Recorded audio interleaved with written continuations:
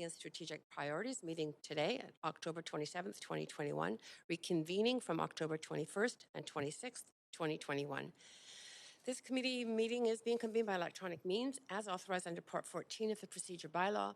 As such, committee members may participate in person or by electronic means. For committee members participating by electronic means, per the recently amended Procedure Bylaw, please ensure your video is turned on, let the Deputy Clerk know if you are leaving the meeting, and for the purposes of confirming quorum. If a committee member loses connection during the voting process, staff will get you back online quickly while we suspend the voting process. The staff contact information has been circulated to you. Video of committee members speaking, presentations, and vote results will be projected on the live stream when available. We acknowledge that we are on the unceded territories of the Musqueam, Squamish, and Tsleil-Waututh nations and thank them for having cared for this land and look forward to working with them in partnership as we continue to build this great city together. I also want to take a moment to recognize the incredible contribution of the City of Vancouver staff who work hard every day to make our city an incredible place to live, work, and play. Deputy City Clerk, may we have the roll call, please? Mayor Stewart. Present. Councillor Carr in the chair. Councillor DeGenova. Present. Councillor Fry. Present. Councillor Swanson. Here. Councillor Hardwick. Present. Councillor Wiebe. Present. Councillor Boyle. Present. Councillor Dominato. Present. Councillor Bly is on a leave of absence from 3 to 5 p.m. Councillor Kirby-Young. Present. You have quorum, Chair Carr. Thank you so much. Council will go over the plan for the day. Speakers should continue to follow along on Twitter at Van City Clerk for updates on the progress of the meeting so you don't miss your turn to speak. Comments on agenda items can be sent to committee members using the web form on the city's website. The link to that form will be tweeted out on @VanCityClerk. I also want to note the City of Vancouver's long-standing commitment to equity, diversity, and inclusion, including utmost respect for all genders. I remind committee members that when addressing speakers and staff, please avoid using gendered honorifics and instead refer to the person by first and last name or role or title. We have one item of business continuing on today's agenda. Should the business not be completed prior to 5 p.m. today, we will recess and reconvene tomorrow, Thursday, October 28th, 2021 at 3 p.m. Committee members were all present on October 21st. None declared a conflict of interest on this remaining agenda item. Committee received a staff presentation as 2 rounds of questions to staff heard up to speaker number 159. Additionally, on October 21st, the committee suspended the rules, moved and approved a motion for a 3rd round of questions to staff following the conclusion of the speakers list. Finally, I would like to remind committee members that if amendments are brought forward, you must submit them to the Deputy City Clerk in final written form before you introduce them. Please ensure the City Clerk has received your amendments by using Council Meetings Amendment-DL. Before we continue, I would like to remind speakers that you have 5 minutes to make your comments, should state whether you are in support or in opposition of the recommendations, and may only speak once. Committee members, you have up to 3 minutes to ask questions to speakers. However, speakers, as you know, are under no obligation to respond. I will also ask if speakers are residents of Vancouver if it is not noted on the speakers list. So continuing this agenda item, which is the future of False Creek South, advancing a conceptual development plan and addressing lease expiries. The next speaker is Speaker 160, Burton Montgomery Riggs Wood. Is Burton Montgomery Riggs Wood on the line? Speaker number 160 has withdrawn. Okay. Speaker 161, Renee Ribora. 161 is not on the line. Okay. Speaker 162, Yale Stav. Chair Carr, number 162 is not on the line. Speaker 163, Stephanie Smith. No, not on the line. Speaker 164, Aslan Elza.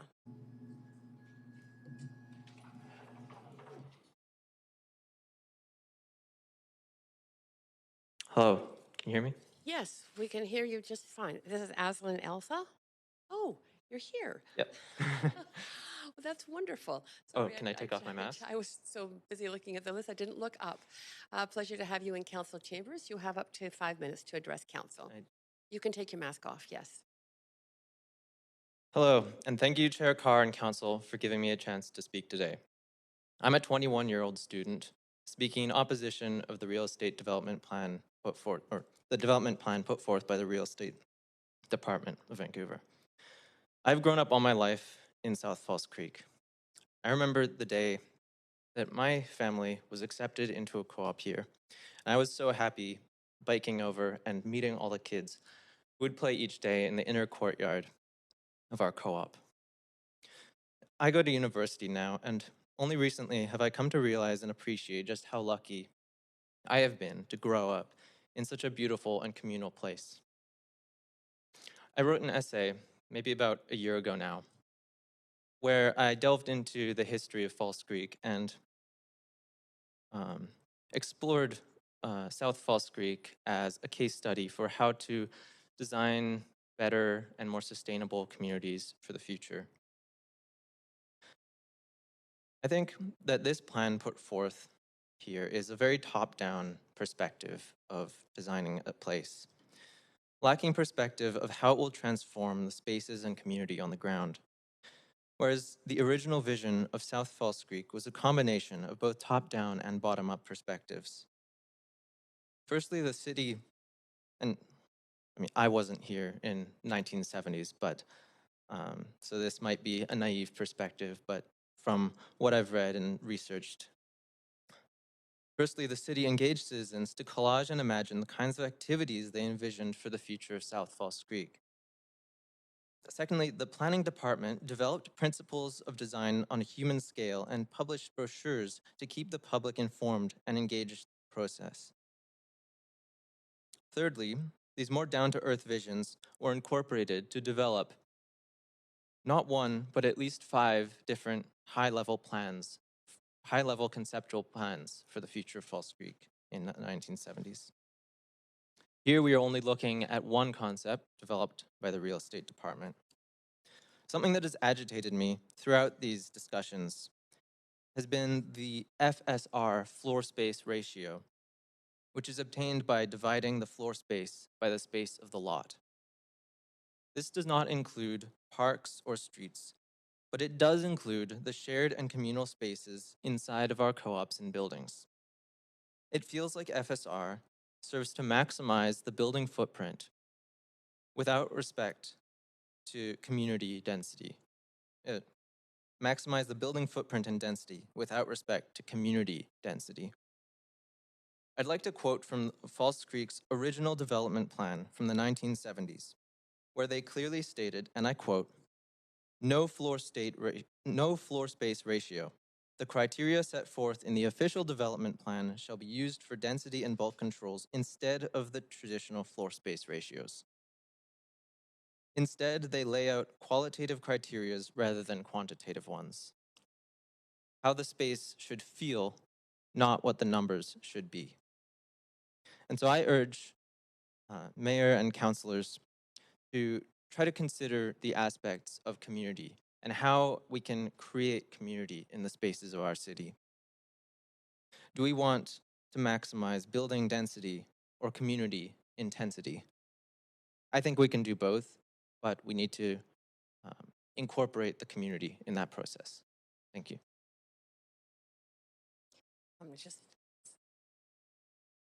Sorry, I'm going to ask you some questions. And there are some other people that ask you questions if it's okay. You can stay and answer. Great, thank you.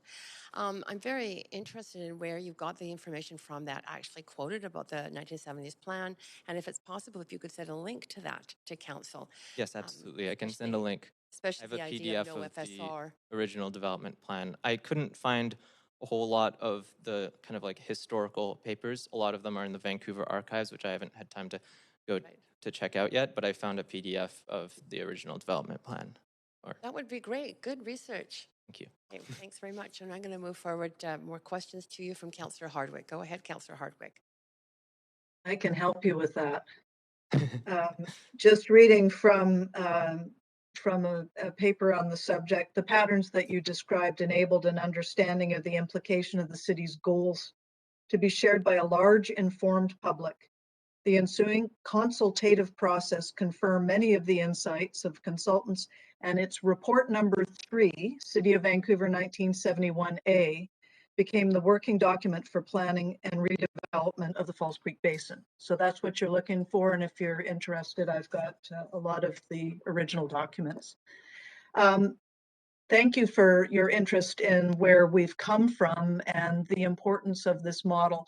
As someone that's grown up there, have you thought about how it might be expanded through the or underdeveloped areas in Falls Creek South? Yeah, absolutely. I mean, I think the parking lots that are in the area are a great first step. The original plan states that it will try to avoid having parking lots in the South Falls Creek area to not encourage cars because it's a space for walking and biking. And the parking lots that they did put there are pushed out to the sides of the community so that they're not central parts. And I think those spaces are a great primary space to start planning um, new buildings, new communal spaces. Does that answer your question? It does, but I'm also interested, again, as someone that grew up there and calls it home. Mhm. Do you think that the scale and the balance between, we've talked about the socioeconomic balance, the demographic balance, the interrelation with the environment, the layout that was is sort of automobile exclusive. Do you think it's important to perpetuate or continue that model as opposed to inserting the kinds of suggestions that are implied in this report that we've seen? Yes, absolutely. And I think the suggestions in this report, they said that it will go through a community planning process, but it seems to lay out very tall, very non-communal buildings. I've never heard of people having like very strong community within skyscraper buildings, for example. And growing up in South Falls Creek, uh, I've known many of my friends who don't know any of their neighbors, and I've always been very surprised by that because I know all my neighbors, or most of all of them. The space is designed that we bump into each other all the time, that there are like very few ways in and out of our co-ops so that we have chances to meet our neighbors, to talk. Um, I think that it's possible to design this at a higher density. And I think that'll take a community planning process to figure out how we can do that.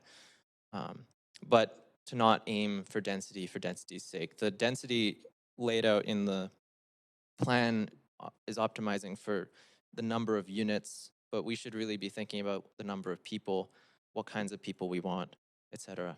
Great, thank you. And that is it for Councillor Thanks a Hardwick's lot. time.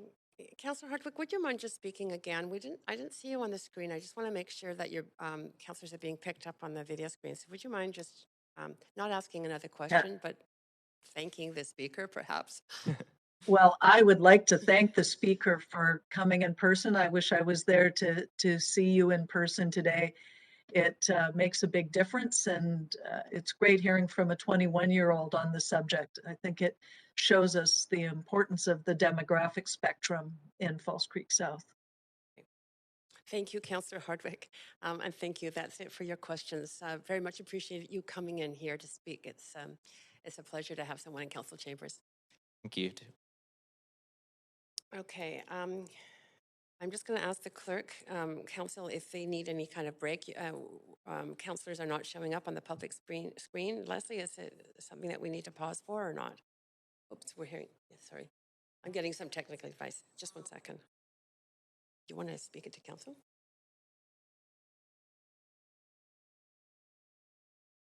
Hi, Mayor and Councilors. Just to let you know, IT is aware of this delay. It does not actually affect the live stream, and it's only broadcasted in the chamber when there's that delay. We are monitoring the live stream. If there are any interruptions, we will ask the chair to recess. So therefore, we can proceed. Great, thank you so much. Perfect. So we're moving on to Speaker 165, Bill Ewan. Bill Ewan, are you on the line?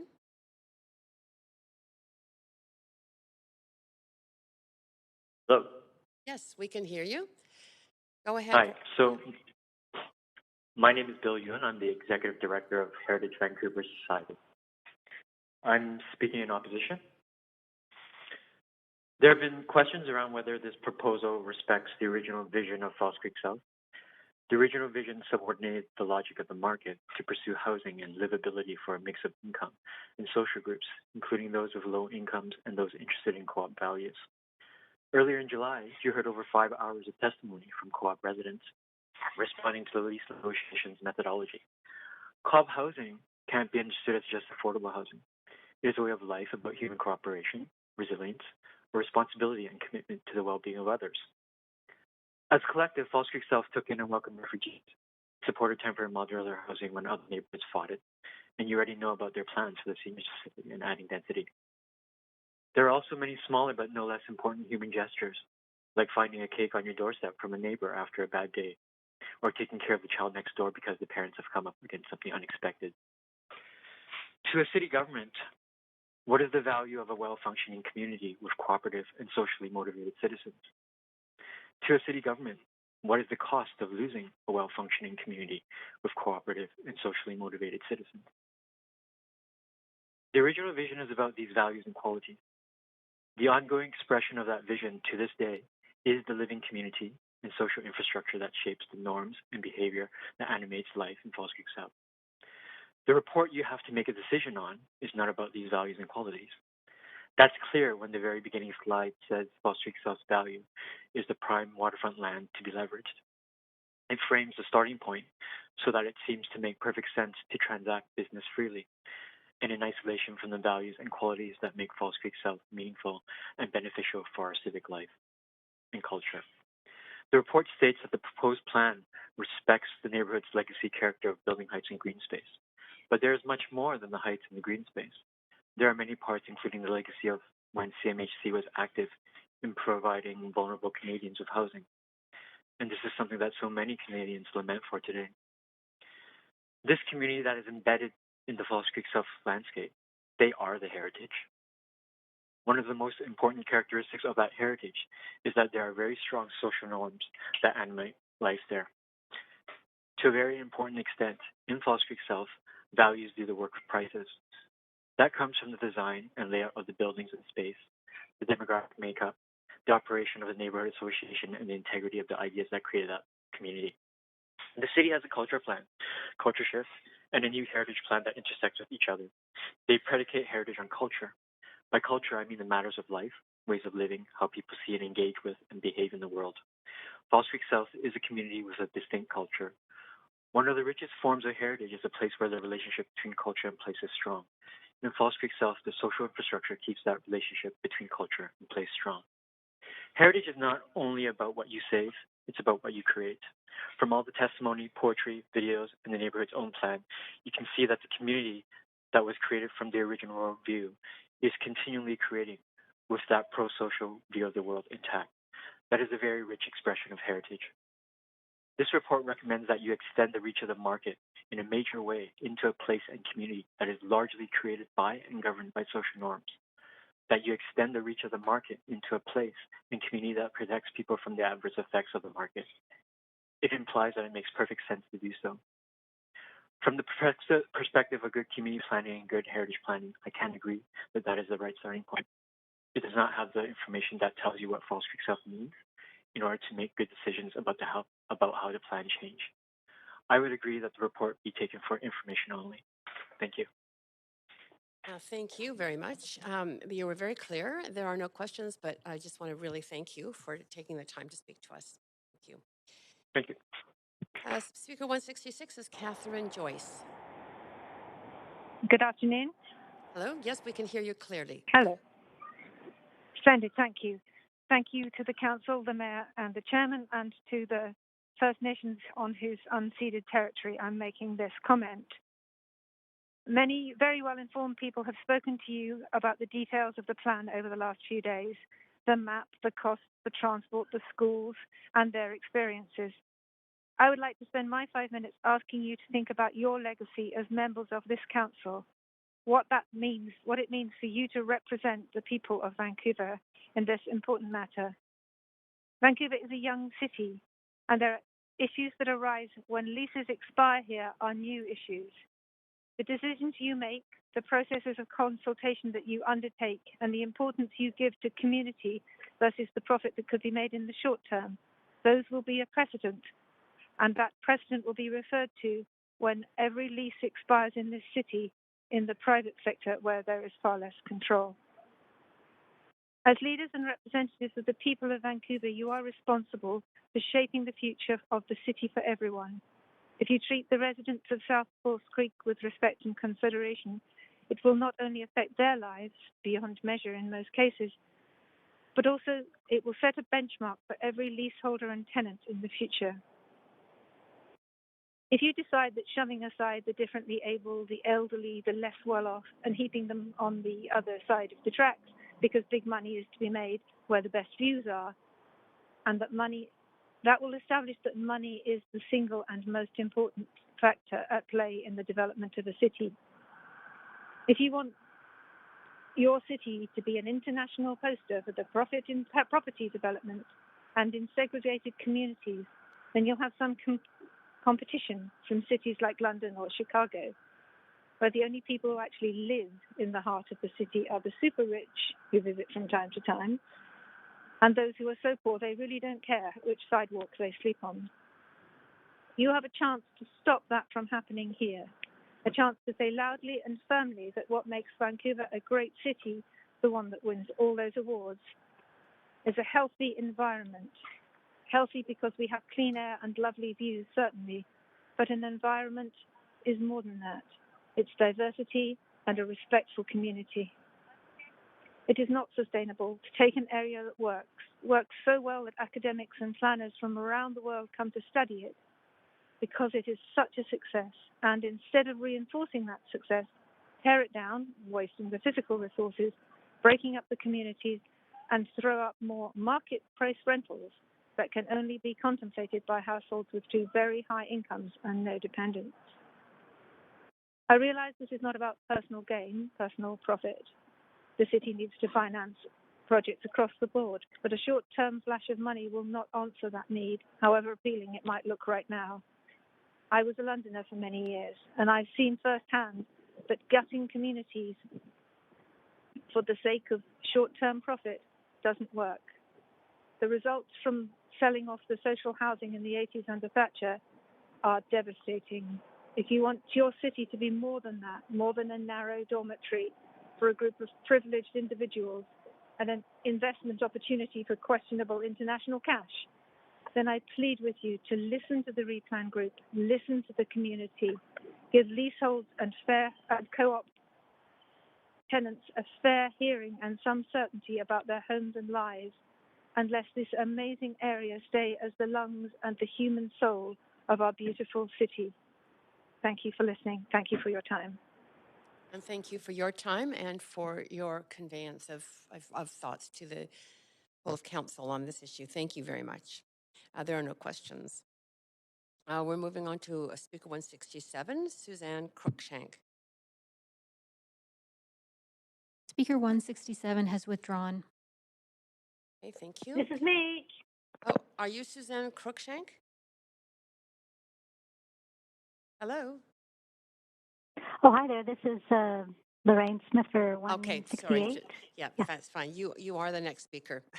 So Lorraine Smith, go ahead. Yeah, okay, great. Thank you. My name is Lorraine, and I'm from Twin Rainbows Co-op, and I'm speaking in opposition of the plan for my community created by the Real Estate Department of City of Vancouver. I just want to point out, my first point is that co-op communities get things done. All you need to do is walk into the False Creek School, and there are parents really involved getting things done. The committee, Replan, the subcommittee of the False Creek South Neighborhood Association, both of them are just filled with highly intelligent, really organized and highly skilled people. And the lack of consultation is just so frustrating for them over the last 10 years. They've been working in a vacuum, but they've been working. So it's a waste of talent. And it would be great if things could be opened up for more consultation. Second point is that community is the glue. We found this during COVID, that people didn't care about what they had, the stuff they had. They cared about the people in their lives, and people were reaching out. And when you look at the definition of community, it's a feeling of fellowship. And the second I see the word fellowship, of course, I geek out and think about Lord of the Rings, common attitudes, interests, and goals. And, I think you're hearing today a wonderful Gandalf quote, which is, "Thou shalt not pass." That this plan is not going to work in this community. The third point I wanted to make was that we know we are lucky to live here. Every time we start complaining during our dog walks or what have you, it always shifts into gratefulness. We are so grateful to be living here, and it is time to open it up to higher density. But let's do it better. And my fourth point is the change is inevitable. We know that, but the change should be better. The plan that's been put forward is not a better one. Of course, they're just doing their job, and they're doing their job well. These are bean counters, and they are counting their beans, and they're stacking them in a row. But I'm grateful for that work, but it's not going to work in this community. And I have faith in the city planners. That the city planners didn't get this plan is not through the lens of the city planners. City planners are so talented. I've been to some of the meetings. I've done some when we were consulted, and I just so enjoyed the creativity and the problem solving and how they put themselves right in there. They're not working 40-hour weeks. They're amazing. And I just know that if there was more city planning and consultation, we would see a much better plan. All you need to do is ride on some of the bike paths and have a cherry blossom petals falling down on you, and just know that magic exists, and it starts with a little foresight and a little careful planning. Which this community is full of magic, and we just need a little more time on that plan. And finally, good design is good for everyone. And if you look at False Creek and Alder Bay co-ops, I've long been jealous of their courtyard and how they're constantly bumping into each other. In fact, there are studies that show that courtyard communities are stronger because they're constantly bumping into each other and having hallway meetings. And if there's any way to do that human-scaled design here in the next phase of the planning, which I hope there will be, that would be great. And that's all that I wanted to say today. Thank you very much to all of you for listening to this. So many people speaking. I appreciate your patience. Thank you very much, and we appreciate you coming to speak to council.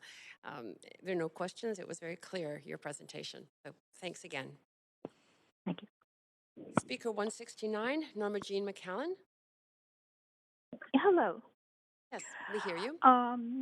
Yes, Mayor and members of council, thank you for listening to me today. I've been a resident of Falls Creek South and a member of Twin Rainbows Housing Cooperative for 30 years. Today, I am speaking in opposition to the plan. During this residency, I've raised 2 children in this neighborhood and have been able to pursue both academic and artistic ambitions. I don't know if this would have been possible without a combination of wonderful and supportive neighbors and reasonable housing charges. I have watched what I thought were ongoing lease negotiations with the city for 10 years. During this time, neighbors have moved from strata buildings due to mistrust of the role they perceived the city was advancing in said negotiations. They grew fearful of losing their equity because of the lending constraints of financial institutions would be placing on future buyers, and because of the end time for leases and their lack of trust that the city would deal equitably with them. As the discussions with city officials continued, I thought increasingly of the idea that I was taught the world should be built on. A three-legged stool that consisted of the ecology, the social dynamic, the economy. The ecology, does it have a proper place in this plan? With the proposed increase in accessibility to the neighborhood of automobiles, the cutback to green space, I wonder, could we as a city have looked at what our neighbors, the Squamish Nation, is proposing, using less of the land for infrastructure and the rest green space, designing curbs on automobile usage and looking toward employment in its own neighborhood? In terms of the social dynamic aspect, in an already overburdened neighborhood school, the school will be moved. When? Where? What size will it be? Trust the process? I visited the development south of Marine Drive along the Fraser River at its start, mostly because I'm interested in other neighborhoods.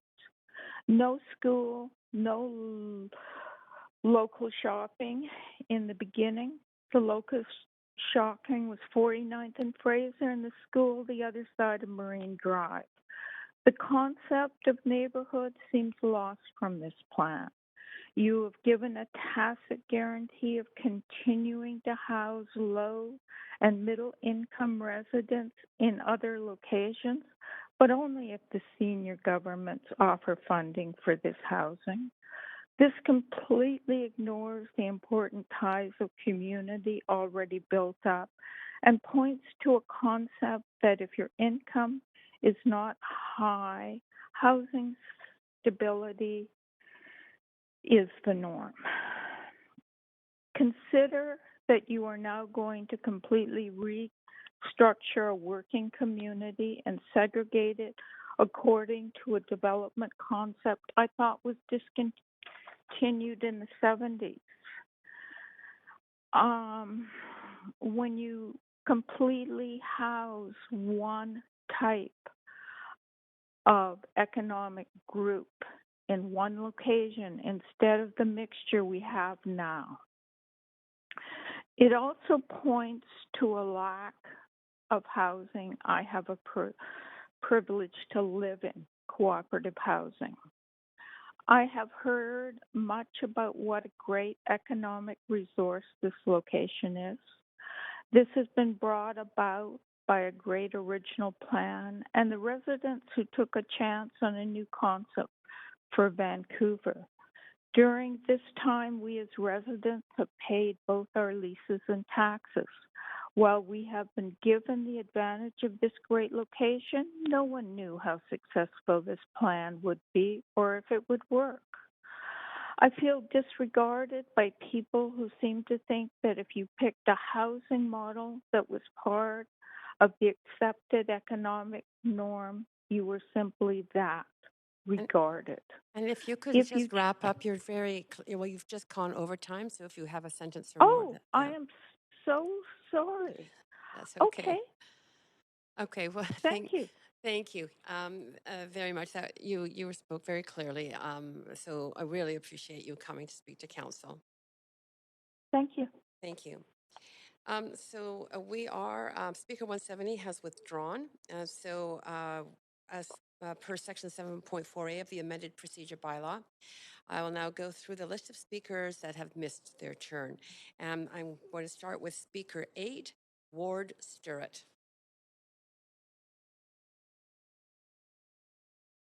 Is Ward Stirrett on the line? Speaker 8 is on the line. We'll just see what's happening. Okay, thank you. One moment, please.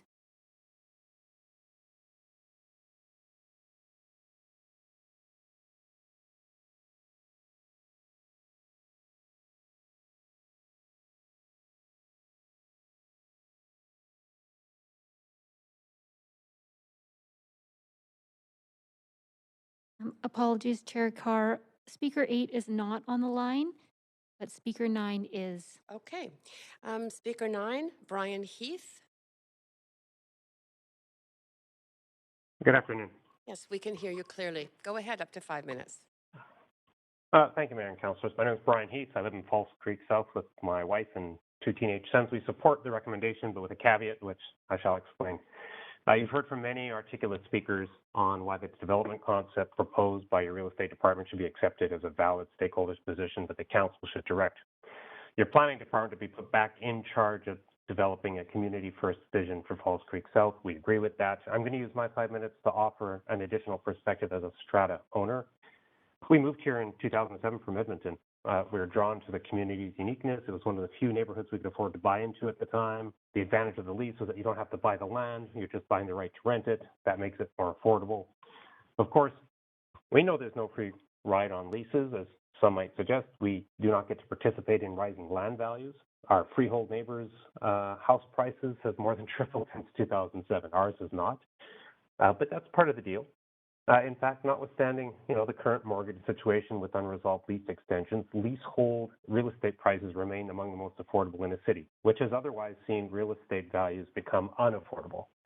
Leaseholds work, but understand that market acceptance is predicated on the trust buyers place on our rights within the leaseholder agreements.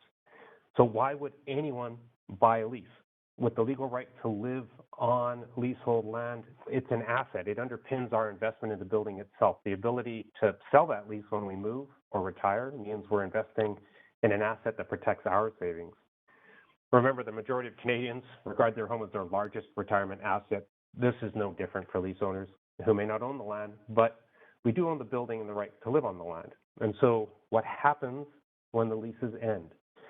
The lease is extended or the city pays out the current leaseholders the value of the leases. This is nothing more than a fair price and should be included in the cost to redevelop the land. Our lease end value definition reads that the city pays us as if the lease were not ending. This protects the value of the lease that families have invested in by basing them on market values. It does not stop the city from redeveloping, but it does pay families the market value of the lease in fair exchange for redevelopment. Nobody would pay for a lease with $0 at expiry. That's why the lease end value definition is in the agreement.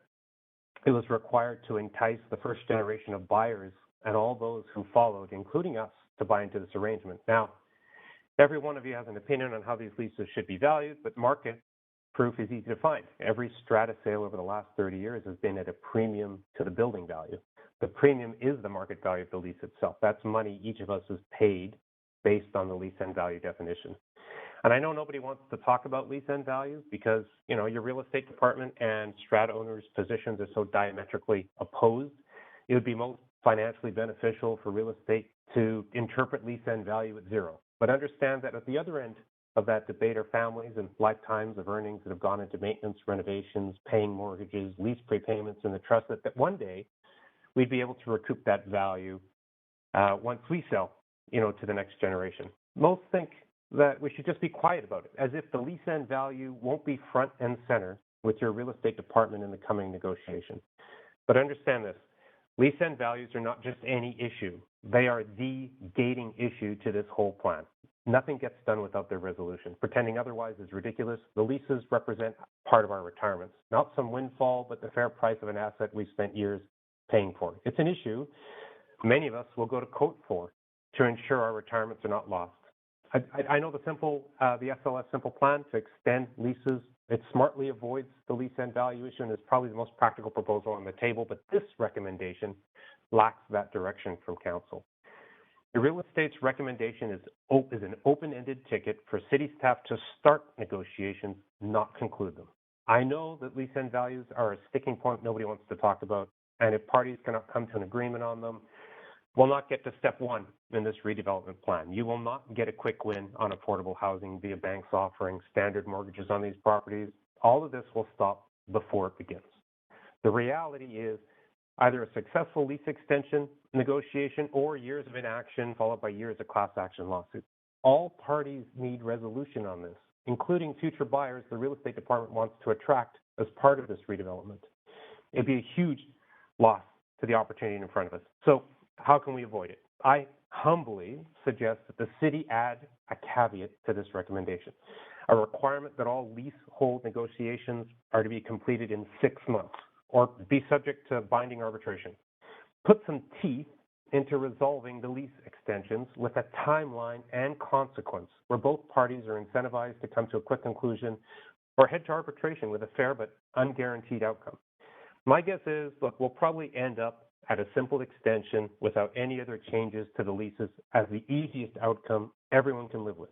But you won't get there without a timeline with consequence. What's the use of all this stressing if we don't force resolution on the meat of the matter? Once again, I encourage you to accept real estate's recommendations to restart the False Creek self-planning process, put your planning department in the lead, but add the caveat that all lease extension negotiations be completed within 6 months or be subject to binding arbitration. Thank you. Thank you. That was super clear. You do have questions, Councillor Kirby-Young, up to 3 minutes. Yeah, thank you. And thanks to the speaker for bringing that perspective forward. I asked one question to the speaker last night, and I'm going to ask the same one to you because you said that you support the report in terms of identified the lease issues and said you support the report in terms of bringing it forward to a planning exercise. My question is this, is that by a number of residents in the area council have been encouraged to just receive this for information. And what is your view of what that would mean in terms of stalling or, kind of not providing direction and sort of being stuck at a moment in time if it's just receiver information? Do you have a perspective?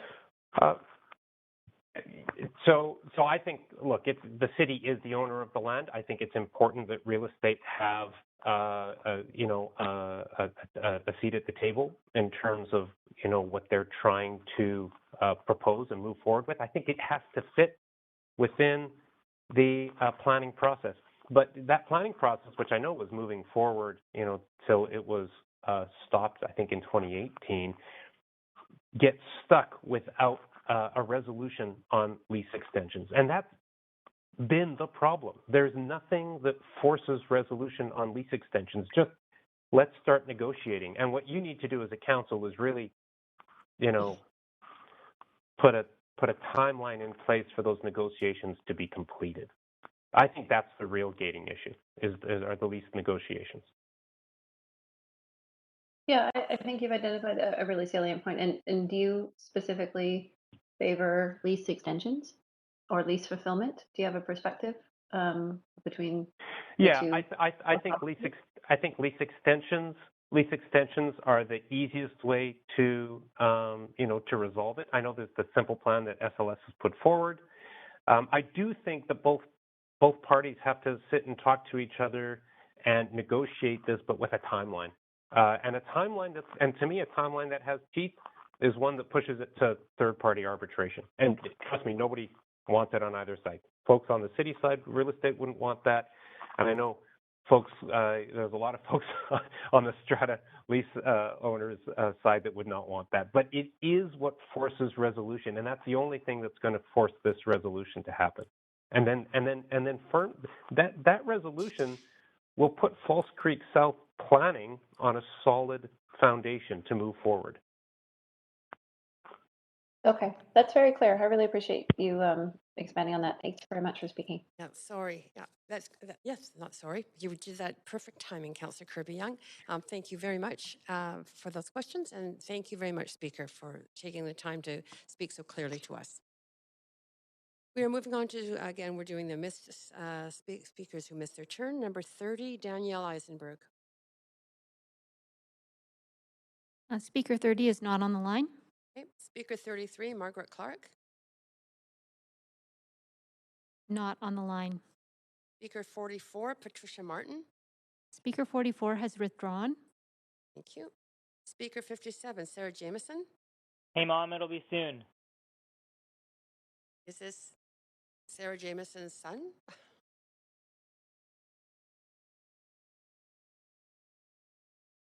I think we'll wait a moment. That seemed like somebody was definitely indicating a presence there. I'll just check with staff and get back to you.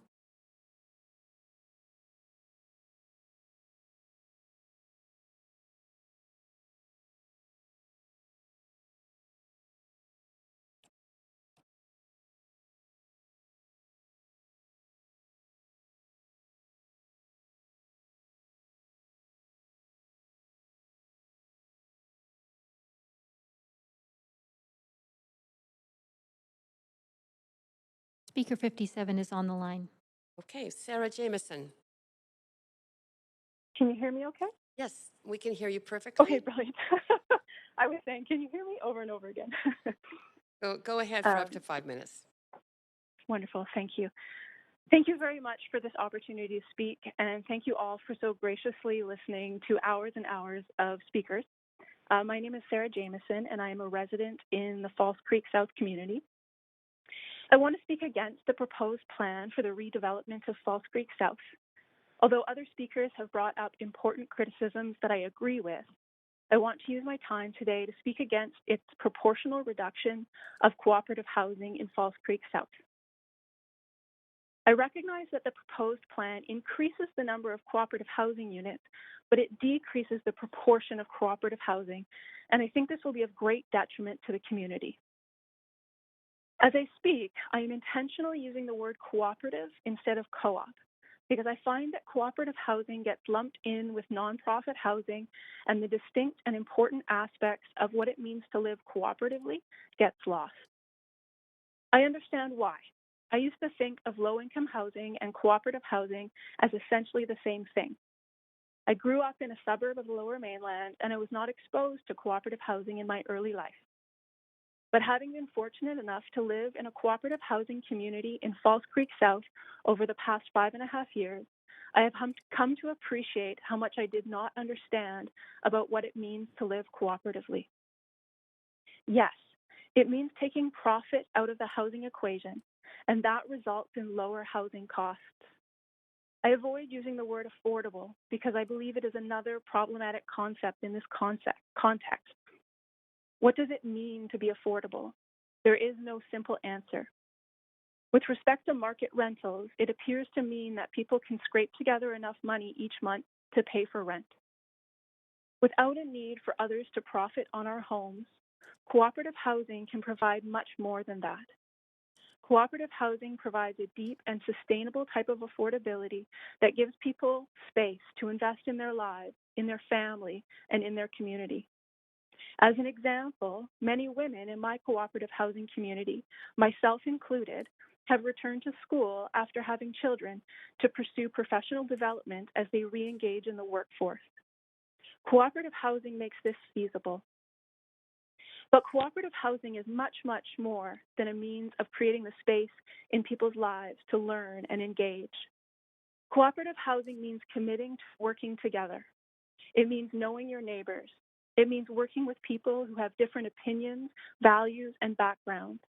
It means having hard conversations. It also means annual barbecues with your neighbors, holiday parties where Santa comes to visit, and Easter egg hunts for all the kids. Older kids organizing games and activities for the younger ones as they all play outside together. Teachers at our local school commenting on how the kids from our Cooperative Housing Association all look out for each other. Cooperative housing fosters community. I believe other areas of Vancouver demonstrate that you cannot just put together housing units and amenities and expect to build community. I believe the deep sense of community found in the False Creek South area is unquestionably rooted in the prominence of cooperative housing. And this community will falter without this cooperative way of being at its core. Living cooperatively fosters being in connection and being in community. It fosters caring for the people who live around you and teaches the children growing up in the community to do the same. Living cooperatively fosters a way of being that is focused on the collective well-being. And I believe the closest we can come to a universal sense of morality is rooted in exactly that, supporting our collective well-being. I ask you to consider the value of cooperative housing and the redevelopment of False Creek South from a moral perspective. What will best serve the collective well-being of the people living in this city? I appreciate that much of the way that our political system is structured rewards decisions that bring gains in the short term.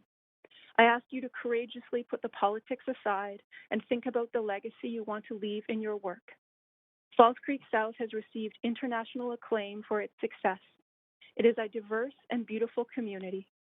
Please be the council that builds on this legacy, that steps us forward, that makes decisions for the collective well-being of the people living in Vancouver, and that courageously pushes us into a better way of living together, cooperatively.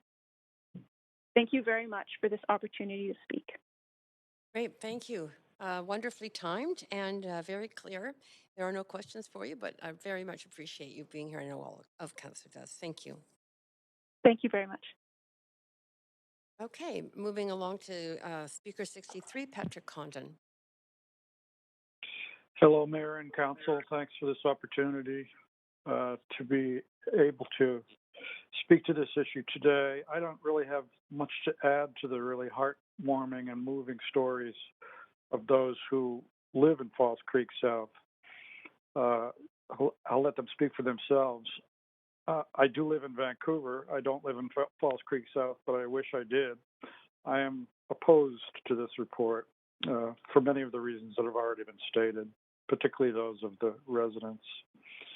But I will say that before I moved here in 1992, Falls Creek South was already famous to me, and it was very moving to tour the area back in 1992 when I was considering moving here, and it in part cemented my determination to come here and hopefully to make a contribution to a place that was famous for doing the right things in terms of creating a city that was socially open and had the attributes that many of the residents have described. It's really quite fantastic. One thing I do want to mention that others have mentioned and I want to underline is that it's important to note that in the 1970s when this project was done, it was really the elected officials of the city at that time, particularly council, that were the driver and not the real estate department. I think that's very significant. It had significant consequences for the way the place was eventually built and then inhabited. So that brings me to the point that it seems to me that this is essentially a political question, not an economic one.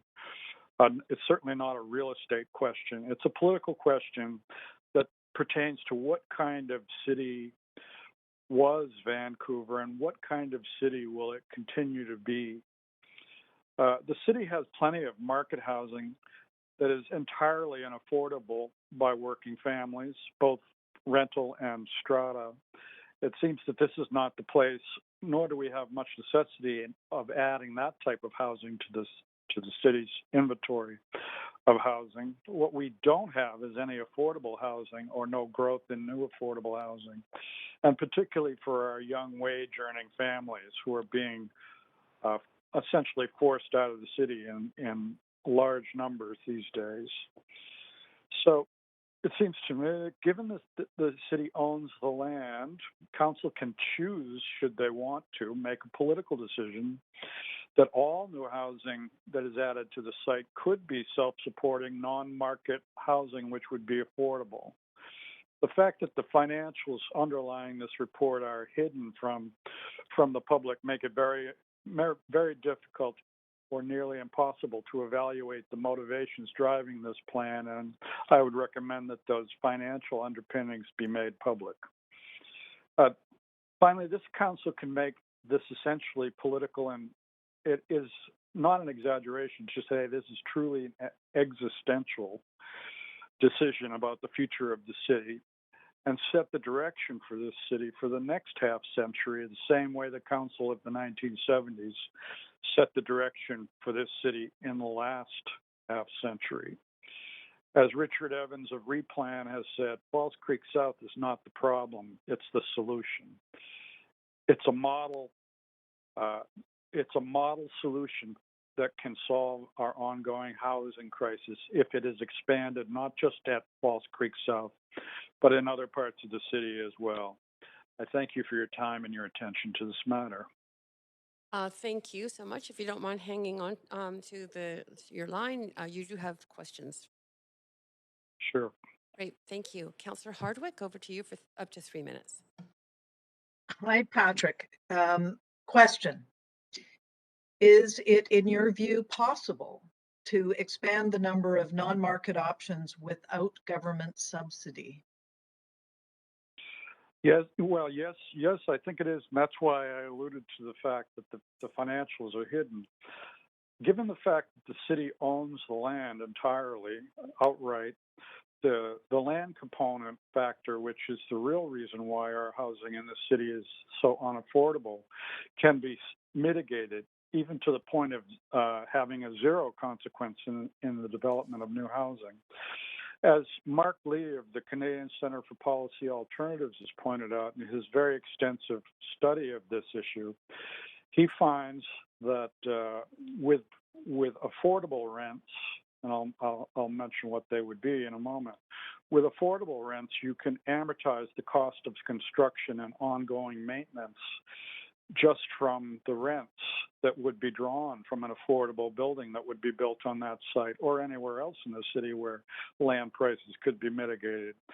So a one-bedroom, a one or two or three-bedroom unit under those circumstances could eventually be self-supporting at about roughly half the monthly rent that the market now demands. And I have no problem with developers who are building market housing and renting them out at $2,500 for a one-bedroom, because they have to amortize these land costs. Well, the city is in a position to do a better job on that and to deliver affordable housing that the market now currently has a very difficult time delivering. Indeed, and as you pointed out, there was strong political leadership when this area was first developed. Do you see that political leadership as being necessary today in a different way? I see it as extremely necessary and not altogether different. If anything, though, it's more important now because the gap between average wages in the city of Vancouver and the entry price for both rental and affordable purchased housing is a much wider gap today than it was in the 1970s. So looking back at the model of Falls Creek South as a possible solution to not just the issue of Falls Creek South, but the issues that are citywide, I think makes eminent sense. And as I mentioned before, it's essentially a political decision because the council has to weigh the competing values of what has sometimes been called your fiduciary responsibility to the taxpayers to have economic return on lands like Falls Creek South against the existential necessity, I think, of retaining our wage earners in this city, many of whom are our own sons and daughters. Okay, and that is it for your time, 100%. Councillor Hardwick. Thanks, Patrick. Great, thank you. But you have more questions, Patrick. Councillor Boyle, next, up to 3 minutes. Thanks, and thanks for speaking. My question actually is a perfect follow-up from that, which is, I guess, I gather some of the question is to what degree should we be expecting new housing on this city-owned land to fund the types of amenities or improvements, seawall improvements for sea level rise, et cetera, in that area versus funding those types of amendments or improvements citywide through property taxes. And I know you and I have talked about land value taxes. You certainly have some knowledge on that topic. So I'd be interested to hear your thoughts on that balance of how those types of amenities get funded while prioritizing the housing we need. I think the replan strategy may hold the answer to your question, Councillor, in that they had even though they were doubling the population of Falls Creek South, they were doing it with a light touch. So the existing amenities there were not diminished, or there would be very little requirement to rebuild new amenities under their plan, as opposed to the plan that you're looking at now. So I think a more modest and incremental solution is in large part the answer to your question about how to finance those necessary improvements. Okay, I have a lot of follow-up questions to that, but I think I won't get into them for now. They maybe are for later in the planning process. So just appreciate your time on this. It's my pleasure, Councillor. Thanks, Councillor Boyle. And next, Councillor Swanson, up to 3 minutes.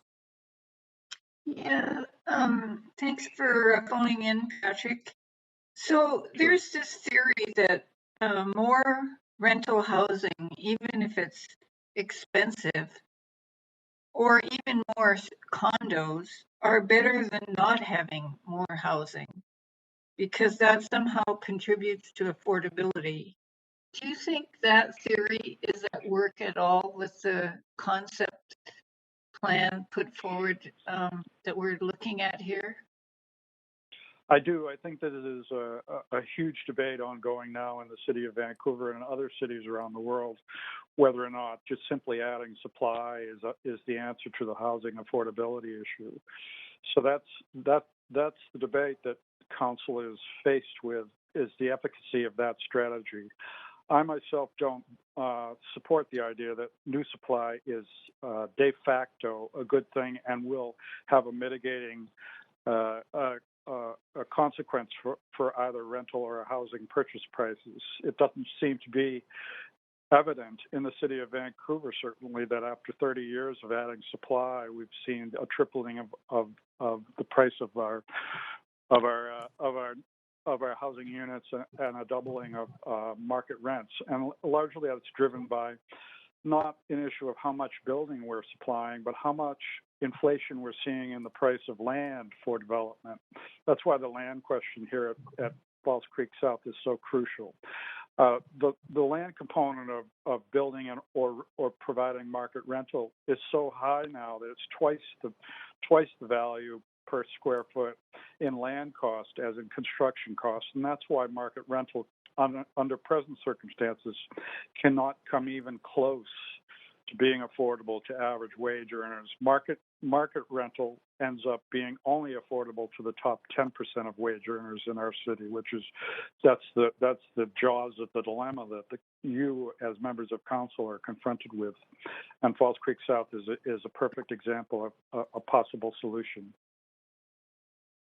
So you're saying that because we own the land in Falls Creek, we can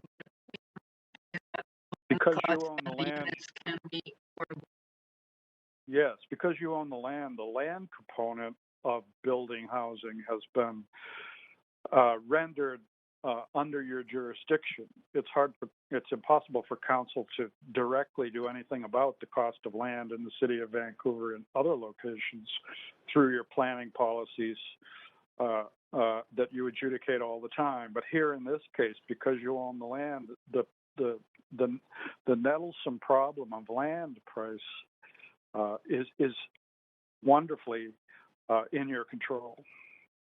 That's great. And that is it for your time, Councillor Swanson. And Councillor Swanson, do check your audio. You were really breaking up at the end of those questions. But thank you for your questions, Councillor Swanson. And you still have more questions. Patrick, Councillor Fry, over to you. Sure. Yeah, thanks, Chair. Hi, Patrick. You've written a few times about the Vienna model. I'm wondering if you could walk through a little bit of that. I understand it's largely with the city of Vienna actually building and developing the land themselves. Yes, well, Councillor Boyle sort of touched on that tangentially in the reference to land value being an issue. And in Vienna, they managed, and it's been a century of their experience, they've managed land value by in ways that would be too complicated for me to answer in a short amount of time. But I will simply say that they figured out a way to use their authority over development to both mitigate land price inflation and acquire land for public purpose. And that public purpose was largely a variety of types of non-market housing, such that at this stage in history, they have over 55% of their housing inventory is now affordable non-market housing. Much of it equivalent to our local co-ops as their version of the solution to this one. And I will conclude with this, what's very interesting about that Vienna model is because it became so dominant, if you will, as part of the local market there, it had the consequence of mitigating the inflationary pressures on the market sector as well. So if you want to buy a market condo in Vienna, it costs roughly half as much as it would in equivalent European cities like Berlin or Paris, for example, because the strength of the non-market sector is powerful enough to mitigate the inflationary pressures on land value for market product as well.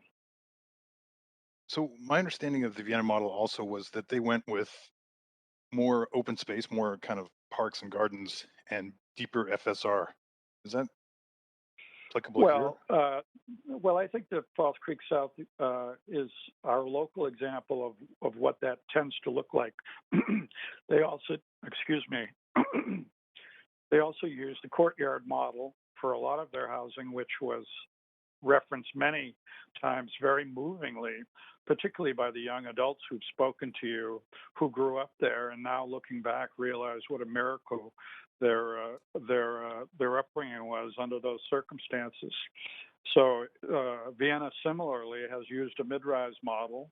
If you want to use FSR numbers, it's the building projects themselves have been about 1.5 FSR to 2 FSR typically, organized around courtyards very, very commonly to capitalize on the capacity of that built model to create those kinds of social conditions in what is, compared to our low density parts of the city, a relatively high density solution.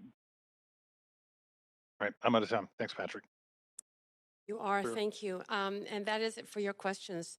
Thanks for your questions, Councillor Fry. It's been my pleasure. Yeah, It's thank you. been my Yep, thanks. It was good and nice and clear. Thank you.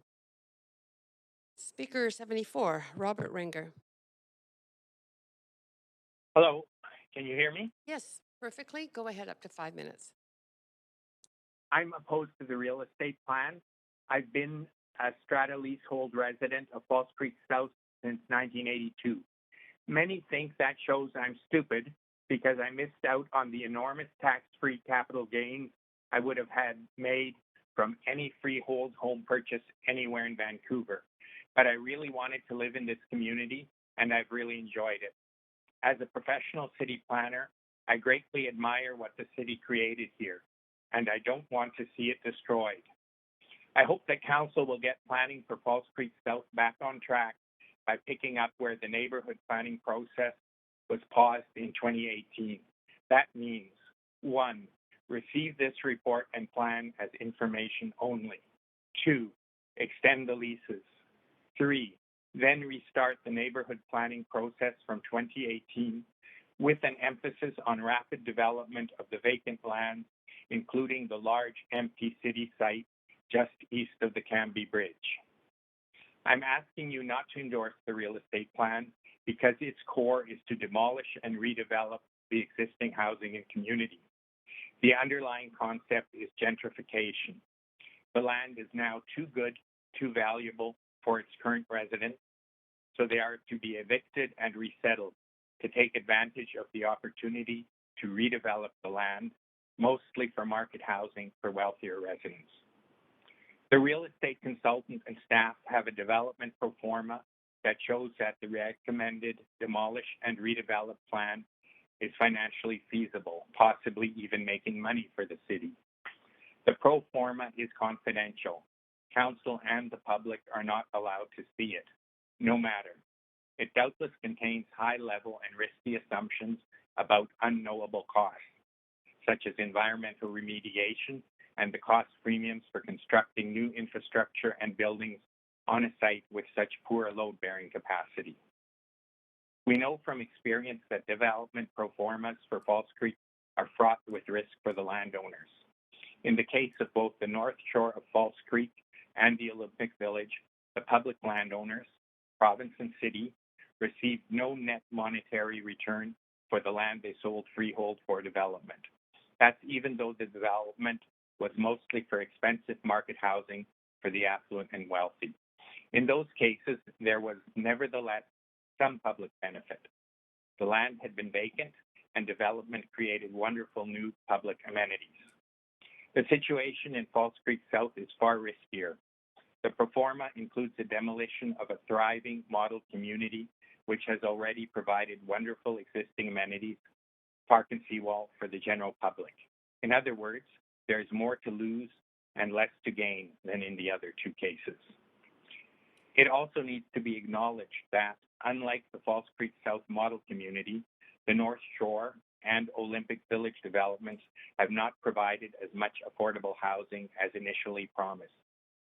Strangely, after 3 decades, 6 sites set aside for affordable housing are still vacant on the North Shore of False Creek. A focus on getting that affordable housing built would be preferable to the current focus on demolishing existing affordable housing in False Creek South. Regarding climate change, no carbon emissions analysis has been presented for the demolish and redevelop real estate plan. Nevertheless, it is obviously better from a climate change perspective to preserve viable buildings and to pursue new development on vacant land.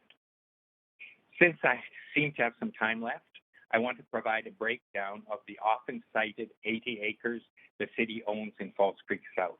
It includes about 10 acres of water surface, 22 acres of park, about 5 acres under the Cambie Bridge, lots of vacant land, parking sites, and so on. And finally, 32 acres of existing leasehold housing.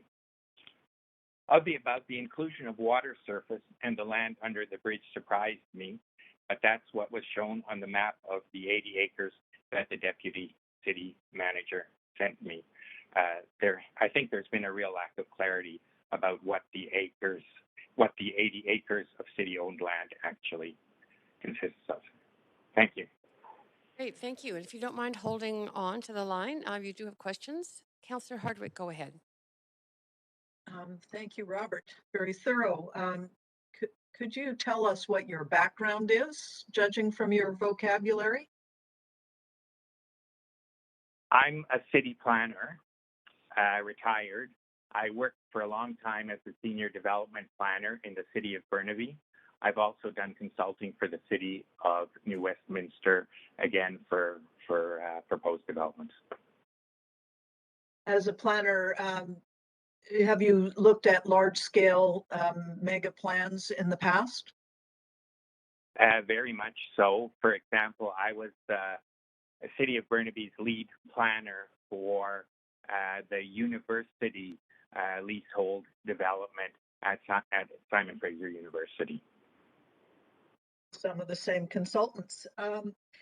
Do you have any further comments really about the city's benefiting from the leasehold stratas? What I'm getting at is that the False Creek South leasehold stratas are not subsidized by the city, correct? And my understanding is that they're more profitable to the city than if the land had been sold outright. Well, that's right. They're kind of the gift that keeps on giving for the city. Because if you sell the land freehold once, that's all you get.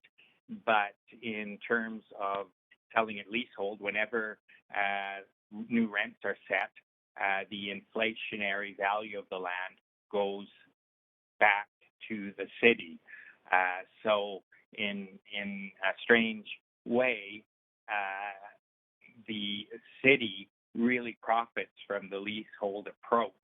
And we look at that selling freehold hasn't been very good for the city if we look at, for example, the Olympic Village. Yeah, agreed. That was unfortunate.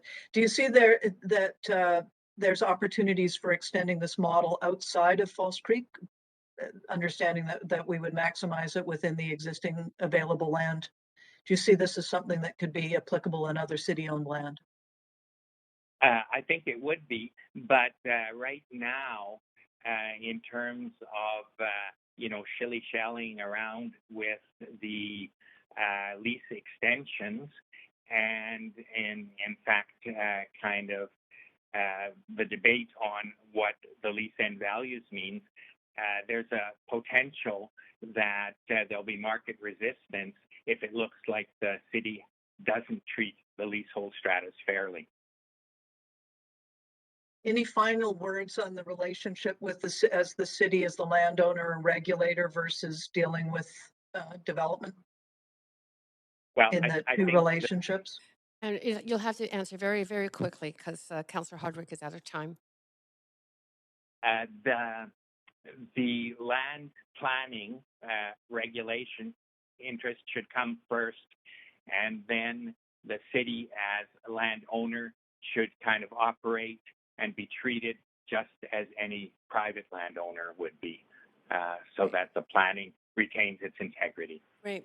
Thank you so Great, much thank for you. answering those questions. Thanks, Councillor Hardwick, and thank you, Robert, for taking the time to answer the questions and to speak to council. Very much appreciated. Thank you. Great. We're on speaker 77, Damien Tamer. Speaker 77 is not on the line. Okay, speaker 78, Zofia Anjastreski. Not on the line. Okay, speaker 83, Landon Gilmer. Speaker 83 is not on the line. Thank you. Speaker 84, Jennifer Reed. No, not on the line. Speaker 87, Louise Cligwin. No, not on the line. Speaker 90, Evan Cligman. No, not on the line. Speaker 99, Larry Green.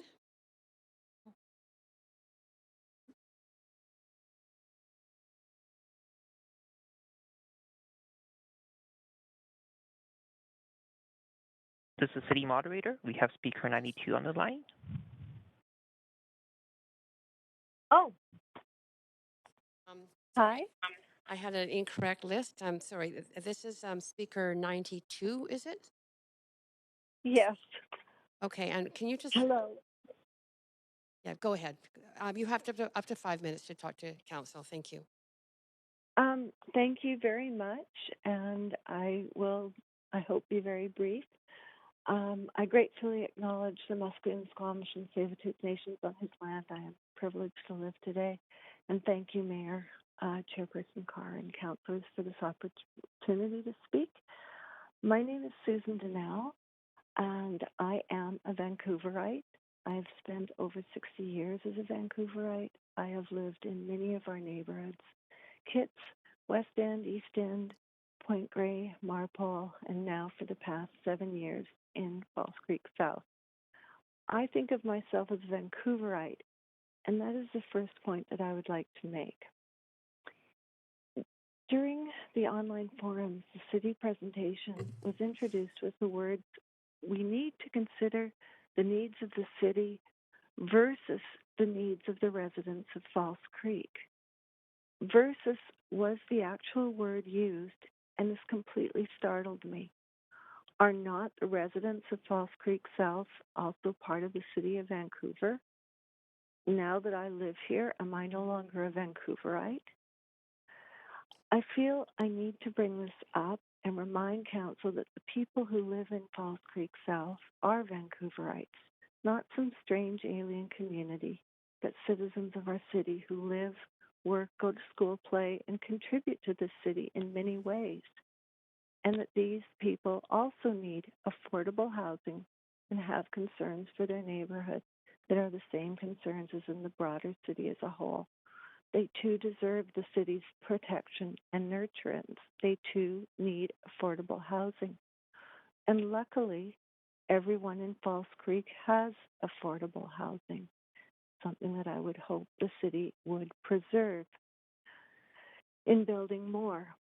My second point, I'm a little sleep deprived and very nervous, so I apologize. My second point also arises from the surveys and the online forums that we used to inform this proposal. Council has already been made aware from the other speakers and letters that there was erroneous data presented in the public information, as well as a lack of information presented that might have helped people to base their answers. For instance, cooperative housing, nonprofit, not-for-profit housing, is affordable housing. And most people filling in the survey wouldn't know this. I actually live in an area full of co-ops and didn't make this connection. When I filled in the survey, I probably put affordable housing, market rental housing ahead of co-ops in my choices.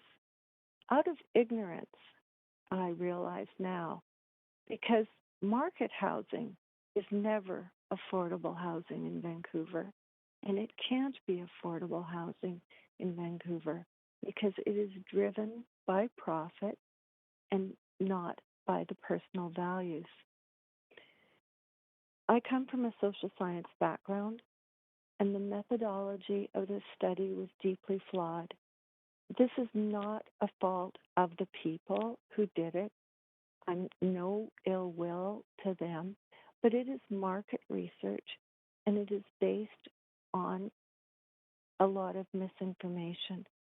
And therefore, I really ask the council to please receive this report as the information it is, but with a thorough understanding of what some of the conclusions have been based on, and that therefore they may be wrong, and to move forward with planning.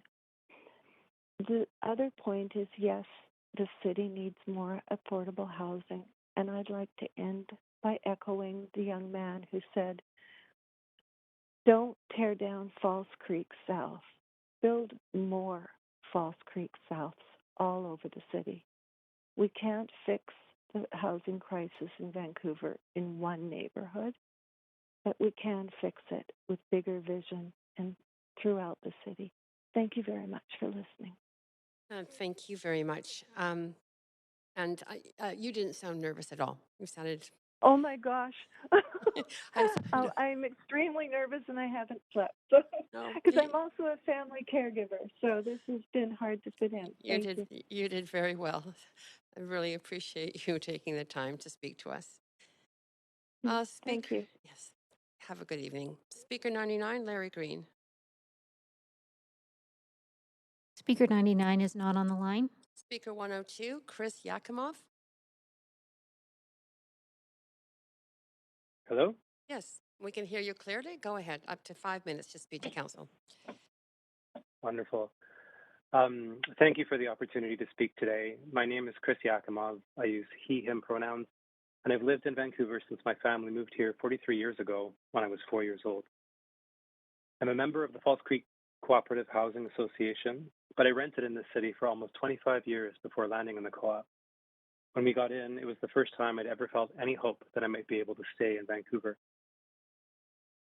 I'm speaking today in opposition to the conceptual development plan and in support of increasing rather than decreasing the proportion of cooperative governance in False Creek South, an area of land that we should never fail to remember is the unceded territory of Musqueam, Squamish, and Tsleil-Waututh First Nation, land that is not ours to buy and sell, and never was.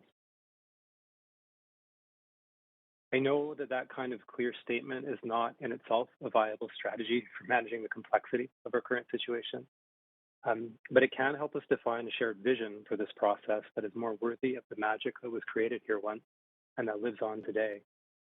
And while it's pretty clear by now that our community is engaged, I think that given the international acclaim False Creek South has earned for the city, it's very likely that whatever we do here, the world will be watching. So while what we do is important, how we do it will define this city and council, no matter what we end up achieving. We need a transparent and participatory process around this, not just because it's better, but because building that process is a huge part of the opportunity. I want to honor that the city staff involved in this report clearly tried hard to answer what is a necessary and urgent call to action for more homes in Vancouver. But there's a subtlety here that doesn't appear to be considered by the plan. The affordability of a home is a lot more than just whether or not your paycheck can sustain rent. True affordability must allow you to plan for a future too. And it's really difficult to plan for a future, practically or financially, when you have no certainty about your ability to stay where you live. Market rents, almost by definition, can't give you that certainty. Homes are a lot more than the four walls around you, your toaster, your pillows, and your running water.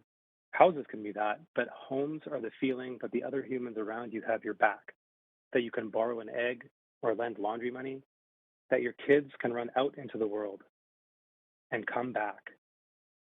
In short, there's no such thing as a home absent of community. And so any viable plan for providing homes must actually be a plan to build and deepen communities, a plan that finds ways to instill in its residents a proud and profound sense of responsibility to care for the land they live in, their buildings, and each other. And not to put too fine a point on this, but with respect to folks who just need a roof over their head now, why wouldn't we strive to do much more than just build that roof? Why wouldn't we strive to provide entranceways and invitations into security of tenure and security of community? Market rents won't do that. Co-ops do that, but it's not obvious to those who don't live in them because there simply aren't enough co-ops out there for a critical mass of people to find out that there is a way to live affordably in Vancouver, to put down roots, to build community and plan for generations. Cooperative governance models for land and housing do just that. Here's what co-ops also do. In contrast to how kids are learning to talk to each other on TikTok or Instagram, co-ops require you to learn the skills necessary to listen deeply across difference, to sustain ongoing dialogue around entrenched disagreements, and to work together respectfully on shared, democratically determined commitments, even when it means working with people you don't like. Cooperative governance builds that kind of democracy that is resistant to polarization, not because we have perfect political alignment. We're not all lefties over here, and we're certainly not all singing Kumbaya, but because we are required to recognize the worth of every single voice and to respect the legal right that each of those voices has to be at the table. I think the reputational scale of this area and the deep and urgent need for homes in Vancouver should compel us to get boldly progressive. What would it mean to plan the entire area on a foundation of participation and cooperative governance? How might it benefit the city to take as much of this land off the market to enable governance situated in social and community equity? We need to explore these things, and we need to do it now.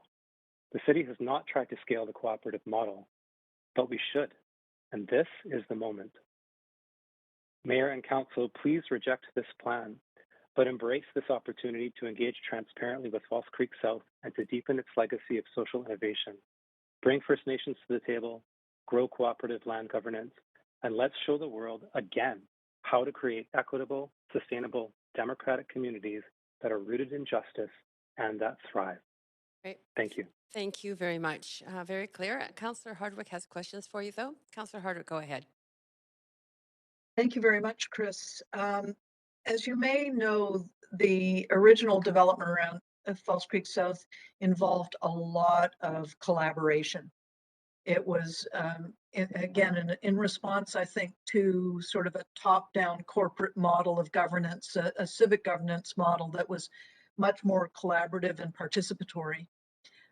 Do you see that as being relevant today as we move forward? Do you have any comments about the process, particularly as it would involve the people that live here and just overall the notion of a collaborative process? Yeah, so I'm not an expert, but I actually would see that as being even more important than before, only because the kind of fabric of our democracies worldwide is being tested by things like polarization and the inability to actually hear and listen across difference. So there's, I don't have the citations, but there was work done that really kind of established and validated the value that diversity brings to anything. But building space for that diversity requires the kinds of relationship skills that collaboration kind of forces you to engage in. So I would see it to be crucial. And it's a difficult situation because there's urgency. But I don't know, there's that whole go slow to go fast thing where if we do this in the right way, especially with the world watching, I think we have something really amazing to find and to give. Yeah, I just been thinking a lot about what that process looks. Back in the day, it was all in person. Now we have digital communications and different ways of coordinating with people. So I'm just, I'm thinking back to the days of Jane Jacobs when it was all up close and personal versus the way that we communicate today. But Yeah, anyhow. Speaker, you can respond. Go ahead. Oh, thanks. Yeah, it's huge. I work as a digital strategist, and there is a lot that gets lost in this medium, and more than just in the actual transmission of communication, but also in just the general sense of getting used to other bodies in the room and the kinds of nonverbals that allow us to sort of feel a togetherness in a process, even when we're not agreeing. So I would certainly advocate for methods that allow us to get more personal with collaboration, safely, obviously. Okay, thank you very much. That is it for your questions. Thank you, Councillor Hardwick, for those questions, and thank you very much, Chris, for your presentation. Very clear. Thank you very much. Council, we have just 10 minutes until this meeting will recess, unless there is a motion. For your information, we have got, sorry, just checking the number of people, 11 speakers are on the line, which could be about an hour. So if all of them are still there, and there may be more that do get added to that, but I would need a motion. So Councillor Hardwick, I think that was a holdover. Councillor Boyle, Councillor Boyle. Yes, thanks. Sorry, I was just telling my children to be quiet for a moment in the background. I would like to move a motion that we hear from the remaining speakers who are currently on the line, so those 11 speakers, and then break for the evening and hear from the remainder of the speakers starting tomorrow at 3 p.m. Great. Okay, we have a motion on the floor. We don't need a seconder. We're in committee. I'll just test first for consensus. Just a point of privilege. Go ahead, Councillor DiGenova. My Crestone panel is not working, so if you could put me on the queue just to speak to this. Absolutely. I'd be happy to support this, but that being said, I do have to pick up my child at childcare. 5 to 6 is our regular time to do that, so just wanted to note that. But I'd be happy to extend and will extend, and I could catch up on this. Will this be posted, or could the clerk send this to me so I could see this before, obviously, decision, so I can come prepared for tomorrow? If we could just have a so sorry, that's a point of procedure at the end. Clerks are nodding, saying that the information will be sent out, and we will. The motion, Councillor DiGenova, is to in no way debate at all. It's just to hear 11 speakers that are on the line right now. It's debatable, though, a motion to extend. So yes, I would just wanted to note that in my debate. Thank you. Thank you. Thank you. I see no one else on the queue to speak to this. So I'd like to just test first for consensus. All those in favor to extend past 5 to hear from the 11 speakers on the line, say yay. Yay. Yay. Yay. Yay. Yay. Any opposed, say nay. Fine. Thank you, Council. That's a unanimous decision, and we will move forward now with those speakers. And we are on speaker 105, Luis Villegas. Not on the line. Okay. Speaker 110, Rohana Rezel. And I believe he's on the line. Hello? Yes, we can hear you clearly. Go ahead. Okay, thank you. Good evening, Chair and Council, for giving me the chance to speak today. So there's only one reason for the housing crisis in Vancouver and around the world. It's greed. Instead of tackling this greed, the City of Vancouver Falls Creek South Plan in front of you today would just hand over the largest block of city-owned land to developers, so greed can grow. The plan reduces the portion of non-market and co-ops from 56% to 34%, and hands over large swathes of land to private developers. The City of Vancouver needs to increase the share of non-market housing, not decrease it. We know what happens when public land is handed over to private developers. Just look at what happened. Just look at the Little Mountain fiasco. And we know that the for-profit developers don't build for locals. You know, the developer Westbank pitches Vancouver's hot real estate market to buyers in China, with the Vancouver's becoming a safety deposit box for the global rich. These are their words. And again, to quote them, I quote, "In recent years, the boom in Vancouver's properties has attracted the global rich," unquote. So we know that private developers are never going to build affordable housing. They're not going to build for people who need it the most. It's going to be all about greed. Okay. There are two cities that are not, while most of the cities in the world are facing a housing crisis, there are two that aren't facing a housing crisis. And those are Singapore and Vienna. What do they have in common? What do they have in common is non-market housing. Around 80% of Singaporeans live in government-built housing. Around 60% of Viennese live in social housing. In either of those cities, very few people pay more than 25% of their income on housing. And here in Vancouver, I don't know the exact number for now, but I think 1 in 5 people pay more than half their Sorry, you're just income. excuse me for just 1 second. Ronnie, you're cutting out a bit. If you could just keep closer to the mic, it would be good. Thank you. Okay, is it better now? Still a little bit faint compared to what you were. So just. Okay. I don't know. I didn't change anything here. It's probably the technology. It's not perfect. Is it better? Okay, that's fine. Go ahead. Okay. So very few people. Hello? Yes, we can hear you. We can hear you. Go ahead. Okay. Very few people pay more than 25% of their income on housing in those two cities. Ultimately, the land at Falls Creek South is stolen Indigenous land. It seems, I could be wrong, the report has been prepared with zero consultation from the Musqueam, Squamish, and Tsleil-Waututh nations. While the motion calls for future consultations with the First Nation communities, it feels very much like an afterthought. The trade in stolen Indigenous land is not something that the City of Vancouver should be engaged in. So I respectfully urge you to reject this plan in front of you. Thank you. Thank you so much. That was very clear. And you have no questions, but thank you for speaking to Council on this issue. Speaker 121, Zoe Mabry.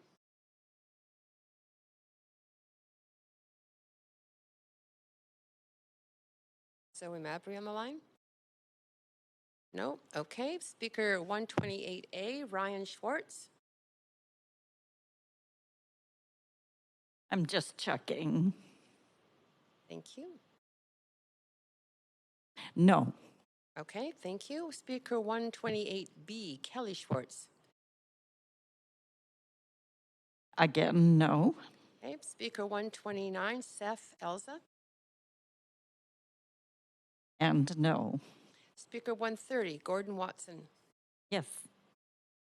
Okay, Gordon Watson. Hello. Are Hello. you there? Yes, we can hear you. Go ahead. Up to 5 minutes to speak to Council. Okay, I've got. Sorry, I just had something fall over here.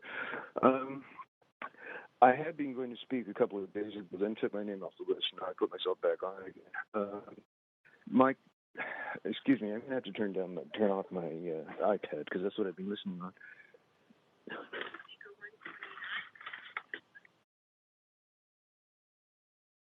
Speaker, we really can't hear you. Hang on just a minute. Yeah, hello, sorry.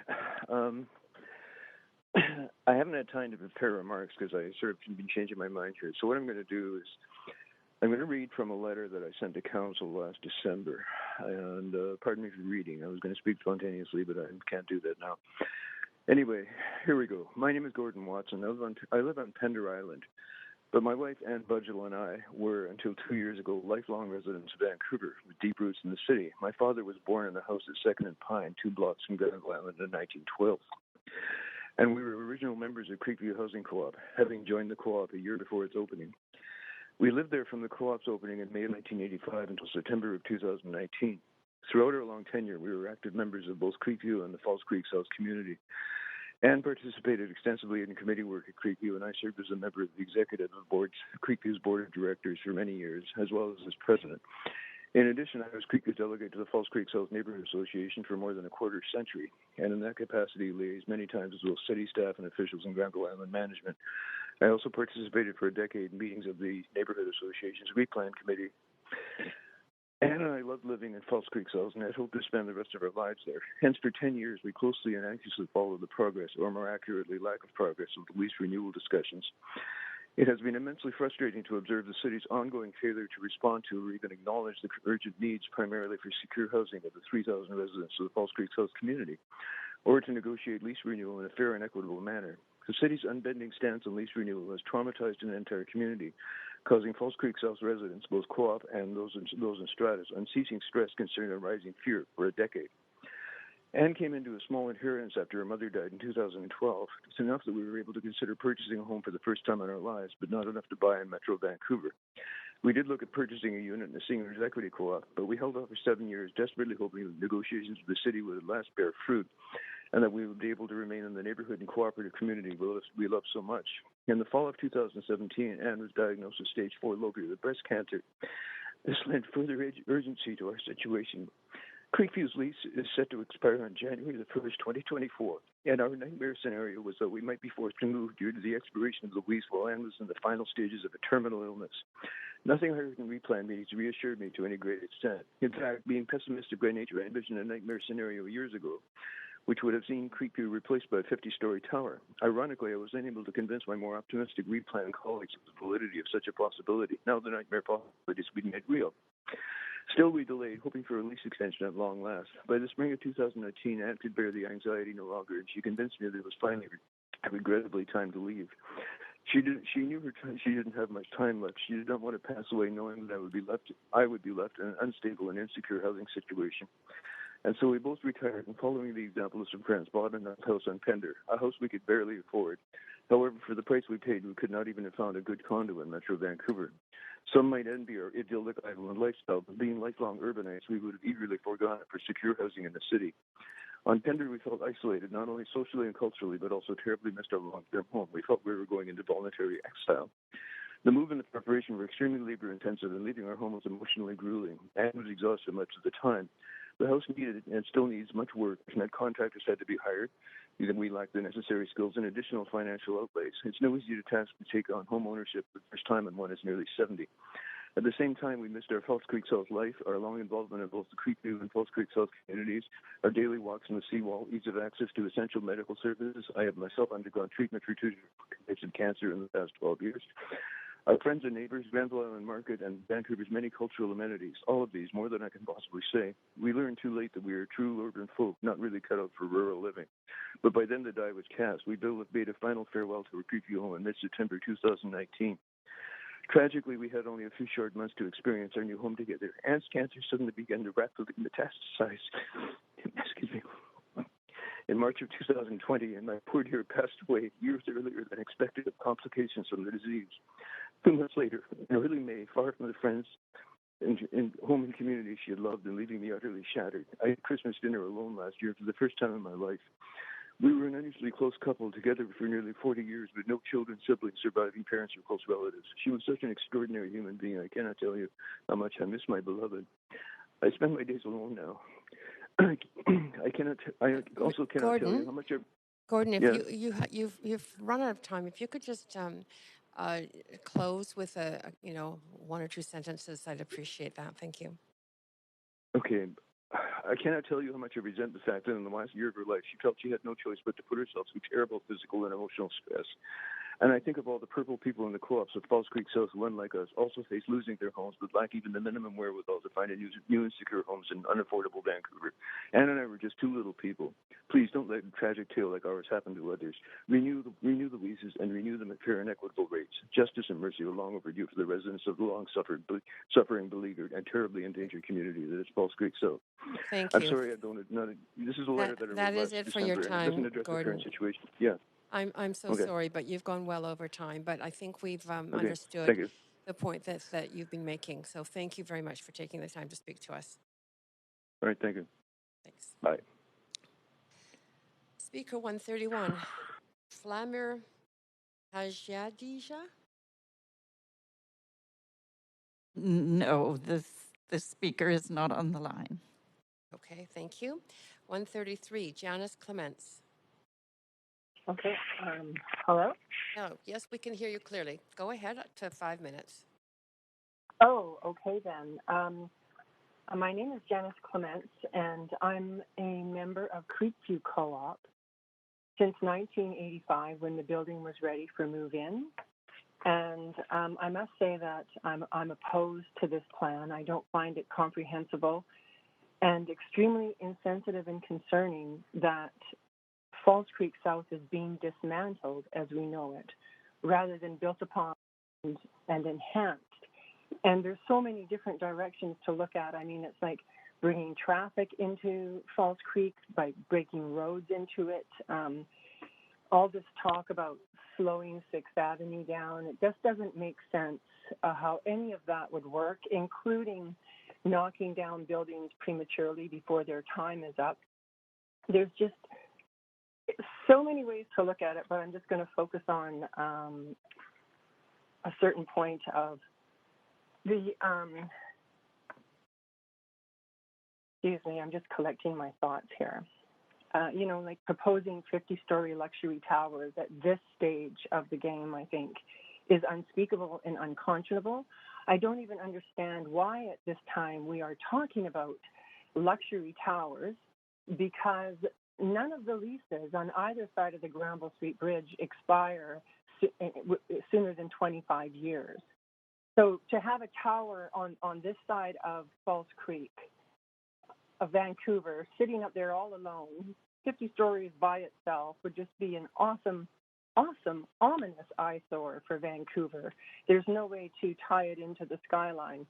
And I think one other concerning part, too, is like when the leases are up in the lagoons and you want to fill in the 50-story, skyscraper skyline, increase density that way, you're going to have to buy out the lagoons, and to buy it out today would cost $1 billion. I don't see the economic feasibility in the plan or the sensitivity to what exactly we're doing here, like bringing cars in when we've been trying to get the whole city green and building bike paths on the roads. Like, where's the compatibility with the city's plan? And then I also think that I'm looking at how the co-ops are being handled, and it's all like a knee-jerk reaction to leases. So, and it also feels like an assault on co-ops, because I don't really think they understand how co-ops work. I mean, Creekview Co-op is completely paid off its mortgage and city lease. So, I mean, we're debt-free. We are a city asset. We're a concrete building. We house 250 people. We have 107 units. Young families, retired people, a paraplegic unit. We even have a daycare that we offer a public service. So we're valuable contributors to our community also. And we paid a city lease. We pay taxes every year. So when you group us in with the term affordable housing or nonprofit, people get confused. They kind of think that we are leeching the system, but we're not. We're contributing to the system. This building is paid off by the people who lived here. So now the city has a viable asset with at least 50 years left on it. And a well-maintained building can last forever. And ours is. We had a new rain screen put in 2013. It looks great. We have a gardening committee that takes care of the garden. Our whole building is taken care of by its residents. And that is how we also keep the rents down. We manage our own building. So on that note, I'm thinking, well, to tear it down is unspeakable. And then you want to go to the taxpayer again, but to a different government, and ask for money to rebuild it. It's unconscionable, and it's an insult to taxpayers, and that's every one of us who are sitting listening to this meeting today, and everybody out there who isn't. Even renters pay the city tax. So we've basically helped contribute to the cultivation of this beautiful, beautiful place. We're not a deficit. We we are an asset. We are the custodians, the stewards of a city asset, and we've done a good job. And we think that more co-ops should be built because of the model that they present for affordable housing. It's responsible renters. It's not a bunch of anonymous people in a building. And there's a huge difference for that when a building works as a community than independently. The other aspect too is when you look at us as nonprofit, I don't really see how Strata makes the city more money. I mean, they pay a lease, we pay a lease.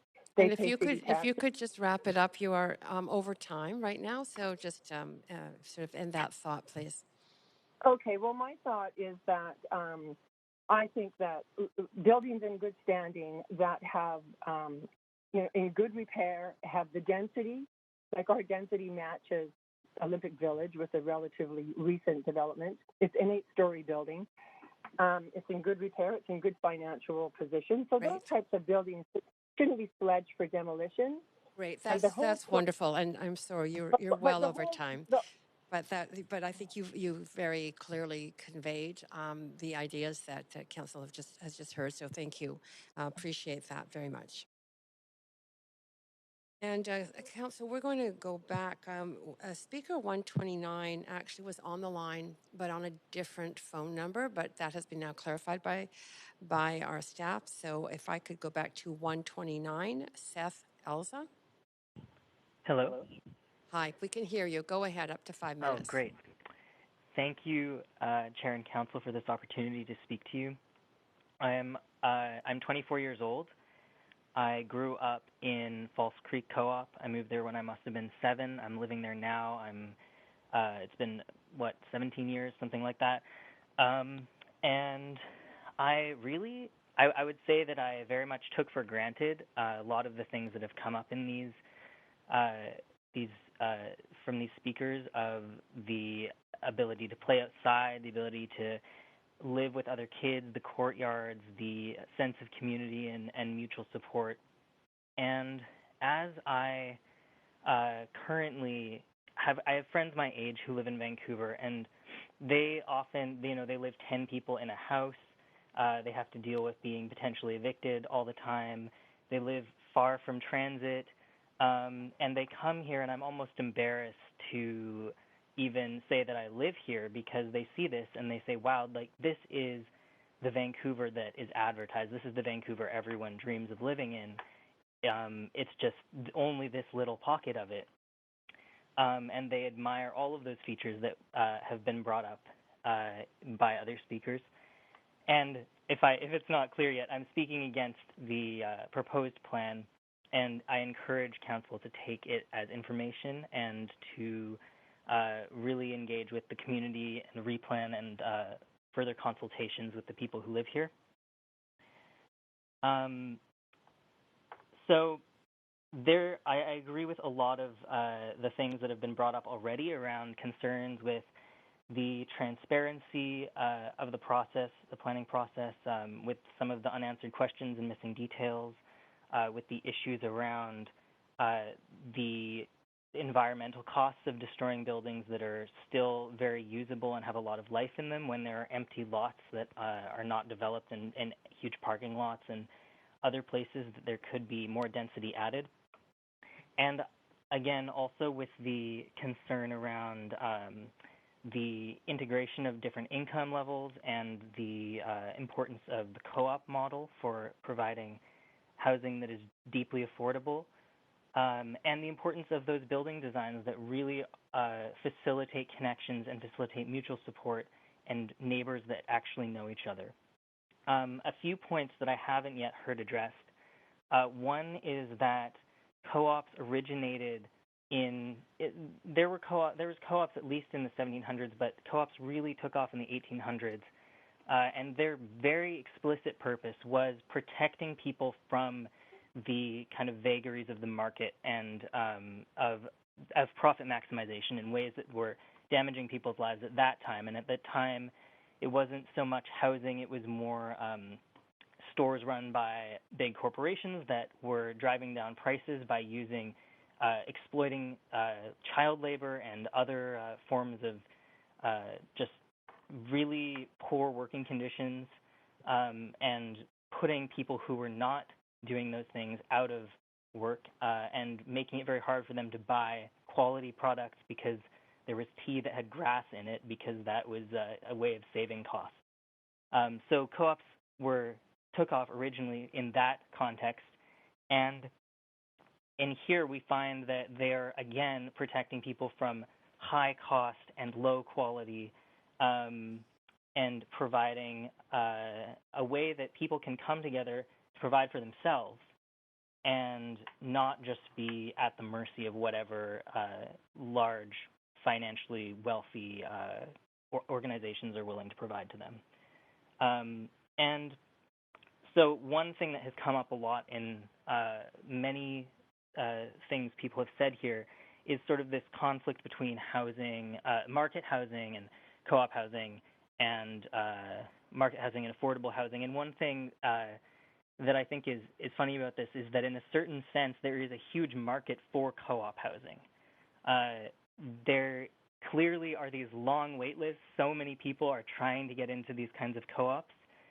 And so I think that we should, in fact, consider the market not just in the sense of the kind of competition for a certain rental model, but the competition for, but the demand that there is for the housing model that co-ops represent, and which is in high demand and it's in short supply at the same time.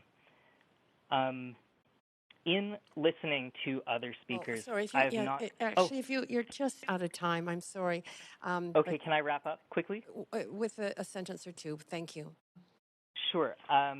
I would love to see this place is very unusual, and as a result, I've seen over the years the park become eroded. So many people walk here, so many people throw trash here. Everyone wants to be here, and I wish that it could be a little less unique. Not because it is dismantled and torn down, but because it has expanded to other places and it is built upon, and the spirit is carried forward into more. Thank you. Thank you very much. Thank you. No problem. Very much appreciate you taking the time to speak to council and to present your thoughts very clearly. Okay, we are now going back to the speaking list. 139, Tim Lewis. Good evening, Chair, members of Council. Members of Council, I recognize the fact that you have listened over a number of nights to a very significant number of submissions, and for that, I and all who have spoken tip our hat to you. You've listened carefully and attentively to over 100 submissions. With that in mind, I seriously considered reducing my submission tonight to just one sentence. If it ain't broke, don't fix it. However, my significant other advised that you were deserving of something more substantive, and so I offer just a few humble thoughts. I started with the 1970s. The Council of the Day gazed at what was then industrial land, the Southeast Falls Creek, and it decided not to proceed as a future council would with respect to the north side of Falls Creek. It chose leasehold wherever possible over freehold, income mix, low, middle, high, over whatever the market would bear, and as much co-op housing as was feasible. Leasehold, because with leasehold, we get our cake and eat it too. The lease payer pays significantly less than a mortgage payer, but the city, over time, receives infinitely more from a stream of income that never ends. With leasehold, so they never will, one time only, fee simple. Income mix, because a rope woven with all different incomes becomes a strong rope. Society is stronger with an income mix. And housing that is co-op, because co-ops, as a function of their type, create an infinite number of strong relationships between people. That council firmly but politely rejected Adam Smith's invisible hand. Southeast Falls Creek became and remains an example that progressive planners of progressive planning admired by planners all over the world. That city council took a sound ear and turned it into a silk purse. Today, that council is recognized for its mission. That council put its calculator back into its desk drawer and removed instead its paints and its canvas. The proposal before you today will fundamentally and negatively affect that vision. Part, but only part of the justification of the plan before you today is the need for increased density in order to reduce urban sprawl onto agricultural land.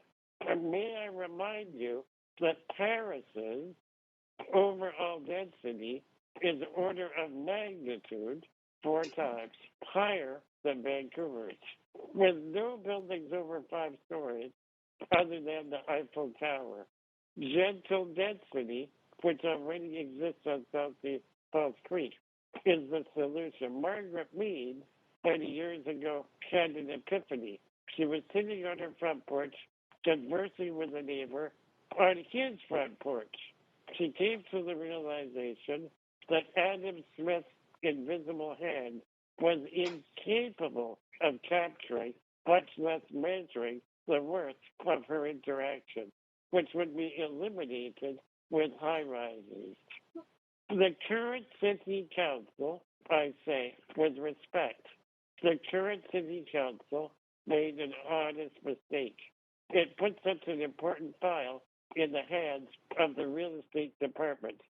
I must remind you with respect that you are not the trustees of a REIT, REIT, Real Estate Investment Trust, concerned only with return on assets and return on income. As the mothers and fathers of our city, you must be much more concerned about the impact of the built form on the quality of life. In conclusion, I offer you 2 significant requests. 1, transfer the file to your planning department. 2, appoint a blue ribbon committee comprised of 3 or 4 previous directors of planning, such as Larry Beasley and Ray Spackman, with remuneration tied at $1 a year, to get their words of wisdom, but not direction, to the planning department. In conclusion, Madam Chair, your mission, should you accept it, is to ensure that you do not take a silk purse and turn it back into a south year. Thank you for allowing me to go over time. You caught that. A few speakers I have allowed to give the last few comments, but thank you for keeping track yourself. You do have some questions, however, so Councillor Hardwick, go ahead. Thanks, Tim. Glad you made it. Thank you. One of the key areas of interest is really the role of political leadership in this undertaking. As you know, originally there was the South Falls Creek committee was created of council, and then an office set up under that and given power to oversee the planning and redevelopment of Falls Creek. So that strong political leadership was assured. My concern, and council knows that I've voiced this since this first started coming up, that it was not coming from strong political leadership, but rather coming to council in to react to. So what I'd really like to hear from you is your suggestions around that strong political leadership going forward in determining the future fate of Falls Creek South. Well, first of all, a strong city council would daylight all of the reports that are currently in camera, because as I mentioned earlier, this is not a question of ROI, return on investment, or ROA, return on assets. You are not negotiating as a developer or planning as the developer would. Secondly, a strong city council has the confidence, the self-confidence to sit down with the residents of Southeast Falls Creek in an open, transparent way as equals. A strong city council does not hesitate to sit at a round table with others all equal. A strong city council would think outside of the box and appoint the Blue Ribbon Committee I've talked about that would not instruct the planning department, but would offer words of wisdom. A strong city council would turn to the planning department and take the file politely but firmly away from the real estate department. A strong city council would be so visionary that when we're all long gone, 50 years from now, in the 2070s, future generations will look back on you and the rest of council with the same pride that today we look back on the council of the 70s. That's what a strong council would do. That's what Thanks, Pam. Yeah. That's what you've only got 5 seconds left. So, Councillor Hardwick, that is time for your That was a good questions. answer. Great, thank you. And that's it for your questions. And Tim, thank you so much for actually getting on the line and giving us your thoughts and perspectives on this. Really appreciate it. Thank you very much. Good night. Good night. Good night. Speaker 145, Sandy Dworkin.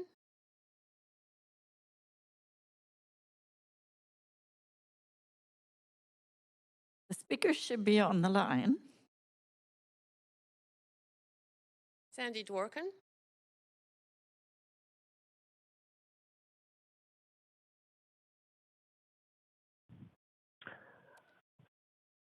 Sandy, maybe check if you're muted on your phone.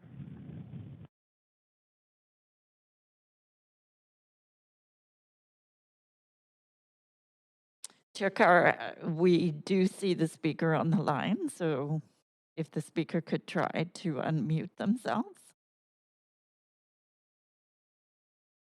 I leave it in your hands for a few minutes.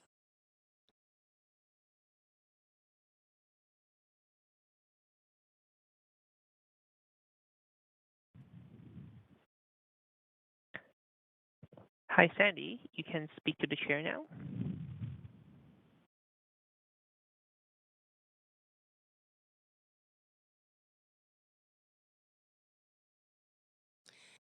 My suggestion is we've agreed to hear the 11 that are on the line. I can move forward and we can come back to Sandy and see if the speaker will hear us. And okay, Speaker 146, Andrea Baxendale. Hi, can you hear me? Andrea Baxendale. Yes. Thank you. Thank you, Councillor Carr. Thank you, Council. Andrea Baxendale, I'm speaking against the proposal. I've been really touched by all the speakers that have spoken. I don't live right in Falls Creek South. I live a block outside. I'm born and raised in Vancouver, and I've had the privilege of having a lot of access to Falls Creek South, and I consider it, part of my home. When Gordon was speaking about his wife and having to move out of the area because of the uncertainty, that's really what I'd like to speak to. I think it's a real opportunity here for council to change the direction that we've been going in Vancouver, and I think that the erosion of our neighborhoods is happening not just in Falls Creek South, but throughout Vancouver. Falls Creek South is a great example, and it highlights what's happening to the rest of Vancouver. This is a very special area. As I walk through that area, I have friends that live in co-ops there who would not be able to afford to live in the city were they not able to live in the co-op. It's a beautiful neighborhood with the kids playing, and it really exemplifies what Vancouver was. I'm born and raised here, and I look back to my childhood, and I think that's what it was like when I grew up. And I loved all the different neighborhoods. And so I think that the fact that this process has been done behind closed doors, there was a few meetings before the pandemic hit, but the plan has not been made public, and it has not been discussed with the leaseholders.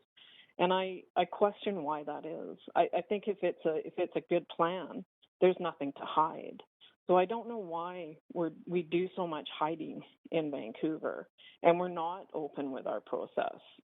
I struggle.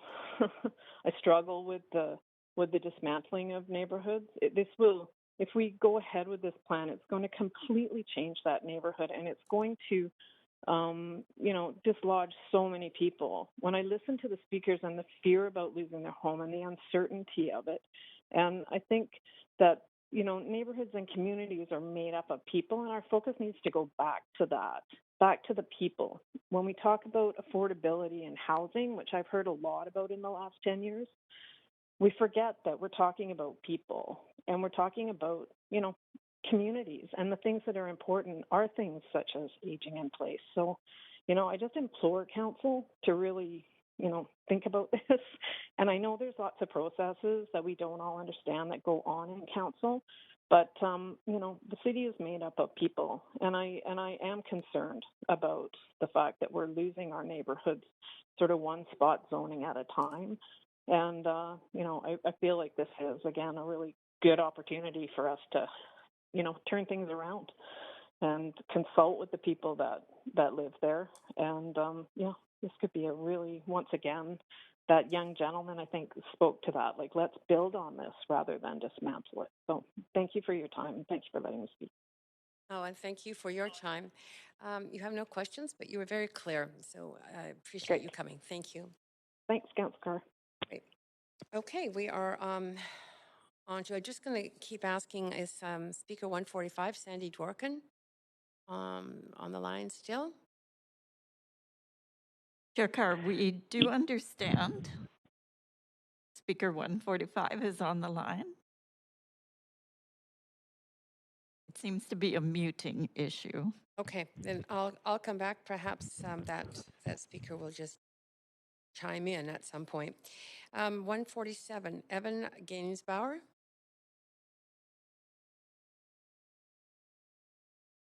No, that speaker is not on the line. Great. Speaker 150, Steve Edge. Yeah, I'm here. Yeah, we can hear you clearly. Up to 5 minutes to speak to council. Thank you to Mayor and Council for allowing me to speak against the proposed redevelopment of False Creek South. My name is Steve Edge. I'm Artistic Director of the Rogue Folk Lover concert series, which has been bringing folk and world music to Vancouver since 1987. Over 50 concerts annually. For the vast majority of this time, my partner and I have been living at Twin Rainbows Housing Co-op on the south side of False Creek. Co-op living has been an essential factor in my being able to continue to maintain this concert series. Affordable housing charges here and the convivial, mutually supportive environment have been absolutely crucial and life-affirming. Whenever I speak about co-op living to friends and family in England, Ireland, New Zealand, Australia, USA, Scandinavia, and across Canada, they all remark on what a very positive feature this is, how they wish they had similar housing possibilities themselves, and how important it is in making Vancouver one of the world's most pleasant cities in which to dwell. Twin Rainbows has been here for over 4 decades. Some of our members have been here since the beginning. Needless to say, they're amongst our most treasured elders these days. Many of our members live with disabilities and financial constraints. They too are vital members of our cooperative community. This is not a dwelling place in multiple households with little in common and with little communication between residents. This is home to a thriving and active and cooperative community, with members contributing to the management, maintenance, and aesthetics of our communal and individual spaces. Without the affordable housing and incredible sense of community at Twin Rainbows, I cannot envisage being able to continue our concert series, nor even to continue to live and work in Vancouver. I know that we all harbour similar fears and doubts. Last year, we as a co-op made the collective decision to make repairs to our building envelopes and to increase the energy efficiency of Twin Rainbows. We were also worried that our lease may not be renewed. By making these improvements at considerable expense to our members, we wanted to ensure that you, our esteemed council, were made aware of our commitment to the greening of the city and to keeping Twin Rainbows and the other co-ops on leased land as a vital beacon of hope for those in our community least able to fend for themselves in an increasingly unfriendly and expensive world. Besides, demolishing these wonderfully renovated buildings would be both an environmental disaster and a shameful waste of the money and expertise that went into these renovations. This morning, I had the pleasure of walking along the shoreline between Willow Street and Granville Island. Such a glorious vista. The south side, with its parks and low-rise buildings, looks so much more attractive than the north, with its huge towers of glass and steel. There are several lots on the south side which could be used to build new dwellings. I urge Council to look into those vacant lots before considering the demolition of the perfectly functional and durable buildings we have now. I beg you to reconsider your plans for the leased land and to remember how these co-ops were devised and how they filled a vital need in the city for over 4 decades now. The envy of the world, I would prefer. Thank you. Great, thank you. That was very well timed and very well stated. You have no questions, but very much appreciate you coming to speak to Council. Thank you. Great, thanks. So we are now on speaker, 151, Linda Prochaska. I'm just checking, but I believe speaker 151 is not on the line. Yes, I had that confirmed. Okay, speaker 158, Monty Drake. Hello? Hello, we hear you clearly. Go Hello. ahead. Yep, we can hear you. Go ahead Thank to you. speak to Council. Thank you, Madam Chair and Council, for this opportunity. My name is Monty Drake, and I live on the territory of the Clahaman Nation in Powell River. I am, in general, opposed to this report. You have a jewel in the center of the city of Vancouver. The councils of the late 1970s were so far-sighted to create a full-fledged, inclusive, balanced, and equitable community. They transformed an inner-city industrial landscape into a community which encompasses all incomes and ages. It is admired around the world. Previous speakers have spoken eloquently about Lisa's sense of community, history, relationships, education, children, loss of trees, so I'll touch on 2 other aspects of this report. The city, some years ago, agreed to a broad public and inclusive process through the Planning Department and Replan Committee. Once the issue of lease renewals was decided, this Real Estate and Facilities Department's concept proposal was created without consultation with False Creek residents or the Planning Department, and in Phase 1, proposes to demolish housing and a school currently being used, and to congregate co-op housing in a block beside 6th Avenue. In essence, the report is advising the city to demolish existing affordable housing and a school for private market housing out of the reach of the majority, vast majority, of Vancouver residents. If housing policy is meant to help everyone have fair access to housing, it hasn't been successful for the last 30 or so years. Land ownership is the key. Who owns it, what it costs, and what is done with it. The city owns this approximately 80 acres and has the responsibility to continue to use it for the benefit of those who do not have fair access to housing. Since the time when False Creek South Community was created, by design, to provide equitable access to housing, the world has moved away from equity, by design, toward market forces, which have not provided fairness or equity. A previous speaker mentioned the super wealthy in London and those living on the sidewalk. It's true. Witness False Creek North, where 6 lots still await funding for low-income housing. A serious gap in this report is the lack of secured or provisionally secured provincial and federal funding. This points towards using the market as a default, which leads to inequity. The city, in common with very many communities in BC, is struggling with a shortage of rental units which are affordable. The report states that market rental will be part of the mix. Currently, market rental is not affordable for most people working with low-paying or even professional jobs or young families. Market rental will not help resolve the low-income housing desert. No financial estimates are provided to support the report. An unknown pro forma analysis, the report states, indicates that Phase 1, quote, would be financially feasible, end quote, and that the subsequent 2 phases are not, page 22. This devolves to reliance on market forces, which, by demolishing housing and a school to provide market housing, will not be equitable. The report barely mentions, secondly, the report barely mentions climate change and the carbon expenditure and environmental effects of redevelopment. New building construction, materials and construction itself, is approximately 11% of carbon emissions in the world. Retrofitting and refurbishing existing buildings emits less CO2 and is much more climate friendly. Demolishing buildings and their disposal is CO2 intensive. The remediation and disposal of contaminated soils and concurrent CO2 expenditure is also a large climate challenge when renewing on that particular land. In sum, I ask the Council to improve the social equity of housing on the False Creek South lands and minimize the carbon budget as development goes forward. The city needs low-cost housing, not high-cost marketing housing. Please receive this report for information only, restart the open and public planning process stopped in 2018, and include this report for consideration in that process. I'd like to thank you for listening, for your time and your patience. I wish you well as you make a decision which will be decisive for Vancouver and the Lower Mainland and the whole province. Thank you. Well, thank you. That was perfectly timed and very clear. There are no questions for you, but again, thank you so much for coming to speak to Council. Thank you. Speaker 161, Renee Ribon. Hello? Hello, Yes. Can you hear me? Yes, absolutely. Perfect. Go ahead, Yeah. up to 5 minutes. Okay. Yes. Well, dear Vancouver City Council Mayor and representatives, my name is Rene Rabora. I'm 33 years old, and I currently own an apartment strata lot with my wife at Mariner Point in Vancouver.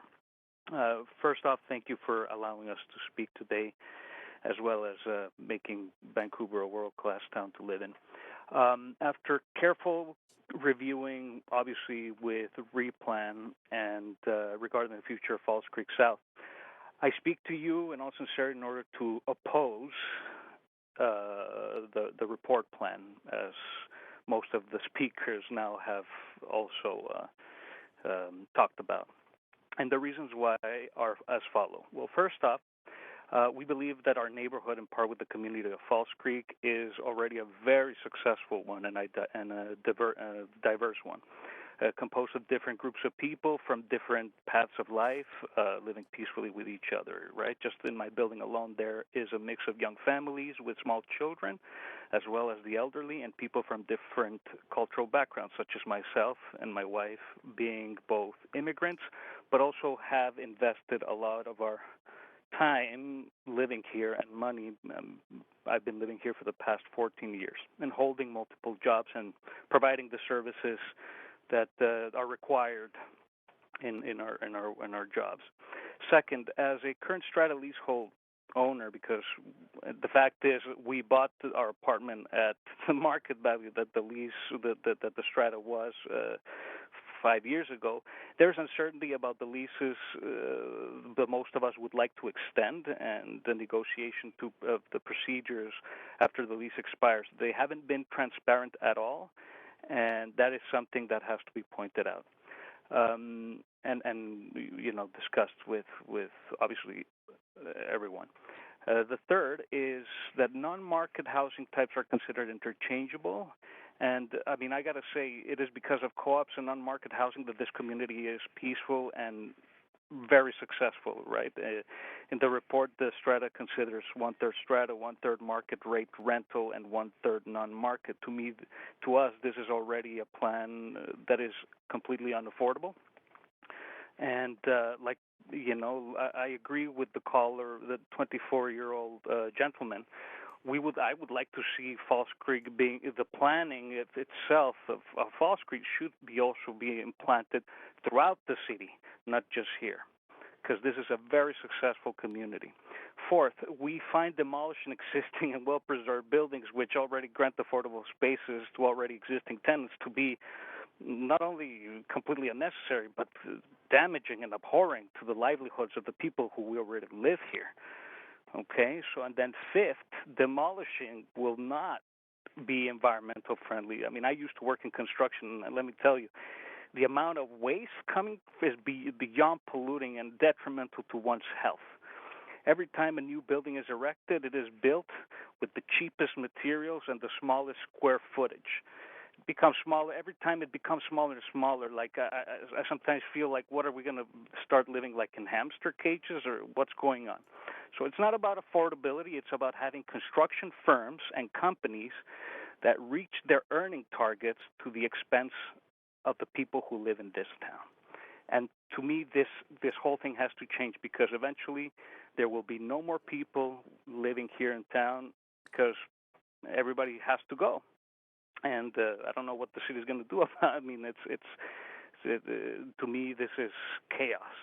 And then sixth, if the city intends to build more high-rises for market rate rentals, like why hasn't it done anything to address the huge amount of open parking space and unused space east of the Cambie Bridge? I mean, I'm pretty sure transforming a flat base of concrete on the model that we already have, or whatever, it would be perfectly not only profitable but also sustainable.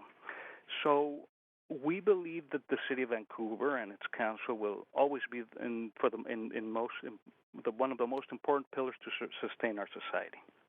At the same time, a city's environment and social construct wouldn't be a healthy one without its residents, along with the taxes being paid to our public officials in order for government to function. Okay? A city's environment and social construct wouldn't be a healthy one without the people who continue to live and work in the city, whether it's providing services, pursuing careers, forming families, and operating as contributing members of this society. We need to continue for our community to flourish and allow it to exist. For the good of our livelihoods and the future, we encourage the city to revisit the existing plan in transparency with its residents, because it hasn't been transparent. Okay, and that we already sorry, that is it for your time. Sorry. I'm sorry. I was just about to conclude. Okay, one sentence. So, yes, of course. So I really want to thank you, and please allow Falls Creek South to prosper so we can all prosper. Thank you. Great. Thank you very much. Thank you. Always good to have the last line. Thank you. Thank you very much. You don't have any questions. That was very clear, though. Appreciate the time you've taken to speak to us. Speaker 162, Yale staff. Hi, I hope you hear me well. Yes, we can hear you just fine, up to 5 minutes. Okay. Thank you. Thank you for the opportunity to talk. My name is Yael. I'm a sustainability consultant. I hold a PhD in sustainable design. I also have LEED and Passive House certifications. Although I come from a family of planners, and they were all deeply impressed by Falls Creek South as a planning masterpiece, I'm not going to speak to planning. And although I lived in 3 different continents and a handful of cities and in 3 neighborhoods in Vancouver, I've never had a community as much as I found here. But I'm not an expert in community, so I will not speak to the community. But I do like to speak to some issues related to energy and the built environment. These are topics that I understand deeply, and I will start with embodied energy. And I want to quote from the Vancouver City's website. Embodied emissions occur when building materials are produced, shipped, and assembled to construct a new building or renovate an existing one. They also occur over the life of the building as materials are replaced, and at the end of the building's life to demolish it and transport the materials to a landfill or recycling depot. So embodied energy is extensively studied. Recently, it's kind of a trend in our field, and our understanding of the amount of energy required to extract, manufacture, transport, build, and demolish is improving. And I know that the city has a knowledgeable sustainability group and within it a strong green building team who understand these considerations deeply and can make calculations comparing the emissions, of the different scenarios. On the one hand, we can let buildings reach their end of life. We can retrofit these buildings to improve their energy efficiency. or we can demolish them prematurely and build new buildings.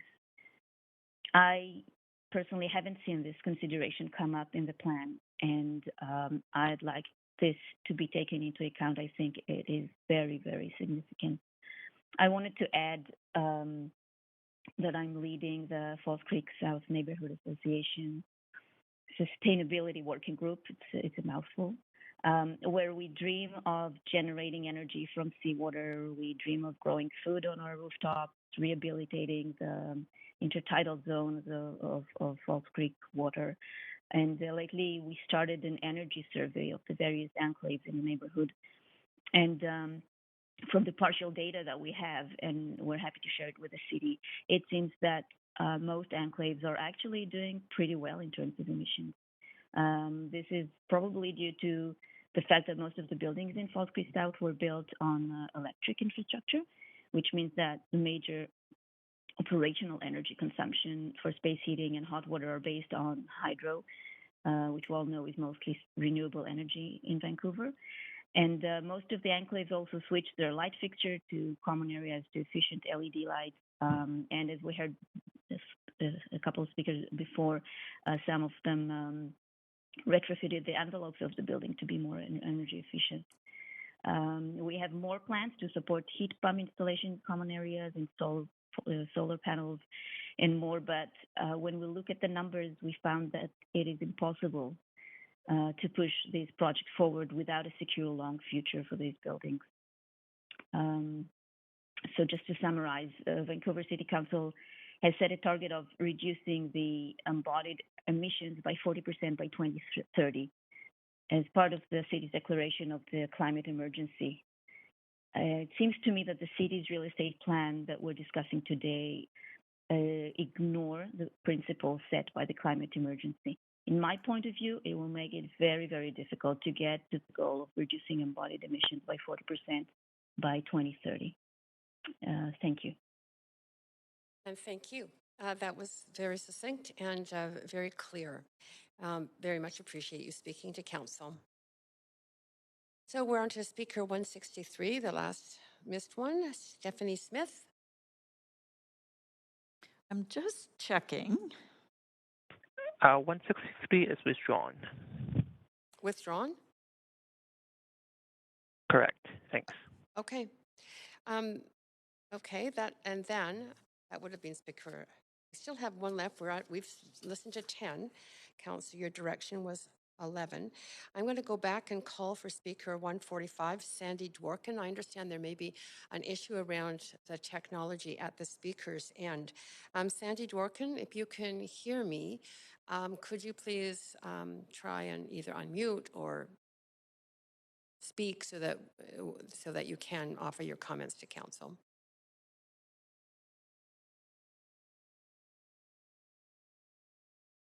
Sandy, you're unmuted. You may speak to council now. Thanks.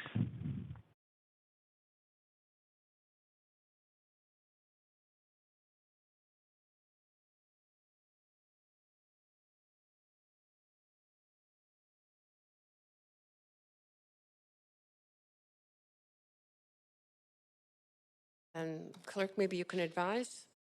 We're not hearing anything, right? Thank you, Chair Carr. We have tried, TELUS have tried. We are not getting any response. We can see the caller on the line, but we cannot get any response. I'm sorry. Okay, I understand that from your communications with me that this is at the speaker's end. Okay. Okay, so council, we have just heard 10 of the last speakers. Those were all the speakers who were on the line. So we have now finished the list of speakers. And I know that you did pass having additional questions to staff, but the motion for tonight was simply to adjourn and to do that tomorrow because the motion was only to extend to hear 11 speakers. Councillor Boyle, are you on the, here, I'll advance you. Did you have a point of something? Yes, I have a point of procedure, just hoping to clarify for folks listening so they know where we're beginning again tomorrow. are we can you remind us and the public what number we're returning to in the speakers list, and if we're going back through it again, or if this was our second run at it, just so folks who are following along have a sense of what tomorrow will be. Okay, that's good point for clarification. We have completed the list once. I've gone back and read the names out of anybody who was not able to speak the first time. I'm only required under a procedure bylaw to go through that list a second time, which, well, once after the first time. So just to see if anybody is on the line again. I have now finished that. So we are completed our speakers, and we are now moving, as I said, to a second round of questions. I guess it might be third. Sorry, to staff. That's where we'll start tomorrow. Is that clear, Councillor Boyle? Okay, yes. So at 3 p.m. tomorrow, we'll start with a second round of questions and then move on to debate and decision, and we're done the speakers list. That's right. It'll be a round of questions, then the motion needs to be moved, and then we can move into debate and decision. Okay, thank you for clarifying that. Okay, and we start at 3 tomorrow, and we are scheduled to go to 10 if need be. Everybody good on that? Great. Well, my thanks to all the speakers. My thanks to you, Council, for staying very diligent and asking questions and listening to all those speakers. It was great. And appreciate the staff, and let's have a good evening, everyone. Thank you, Chair. Thanks, Chair. Thanks, Great Chair. work.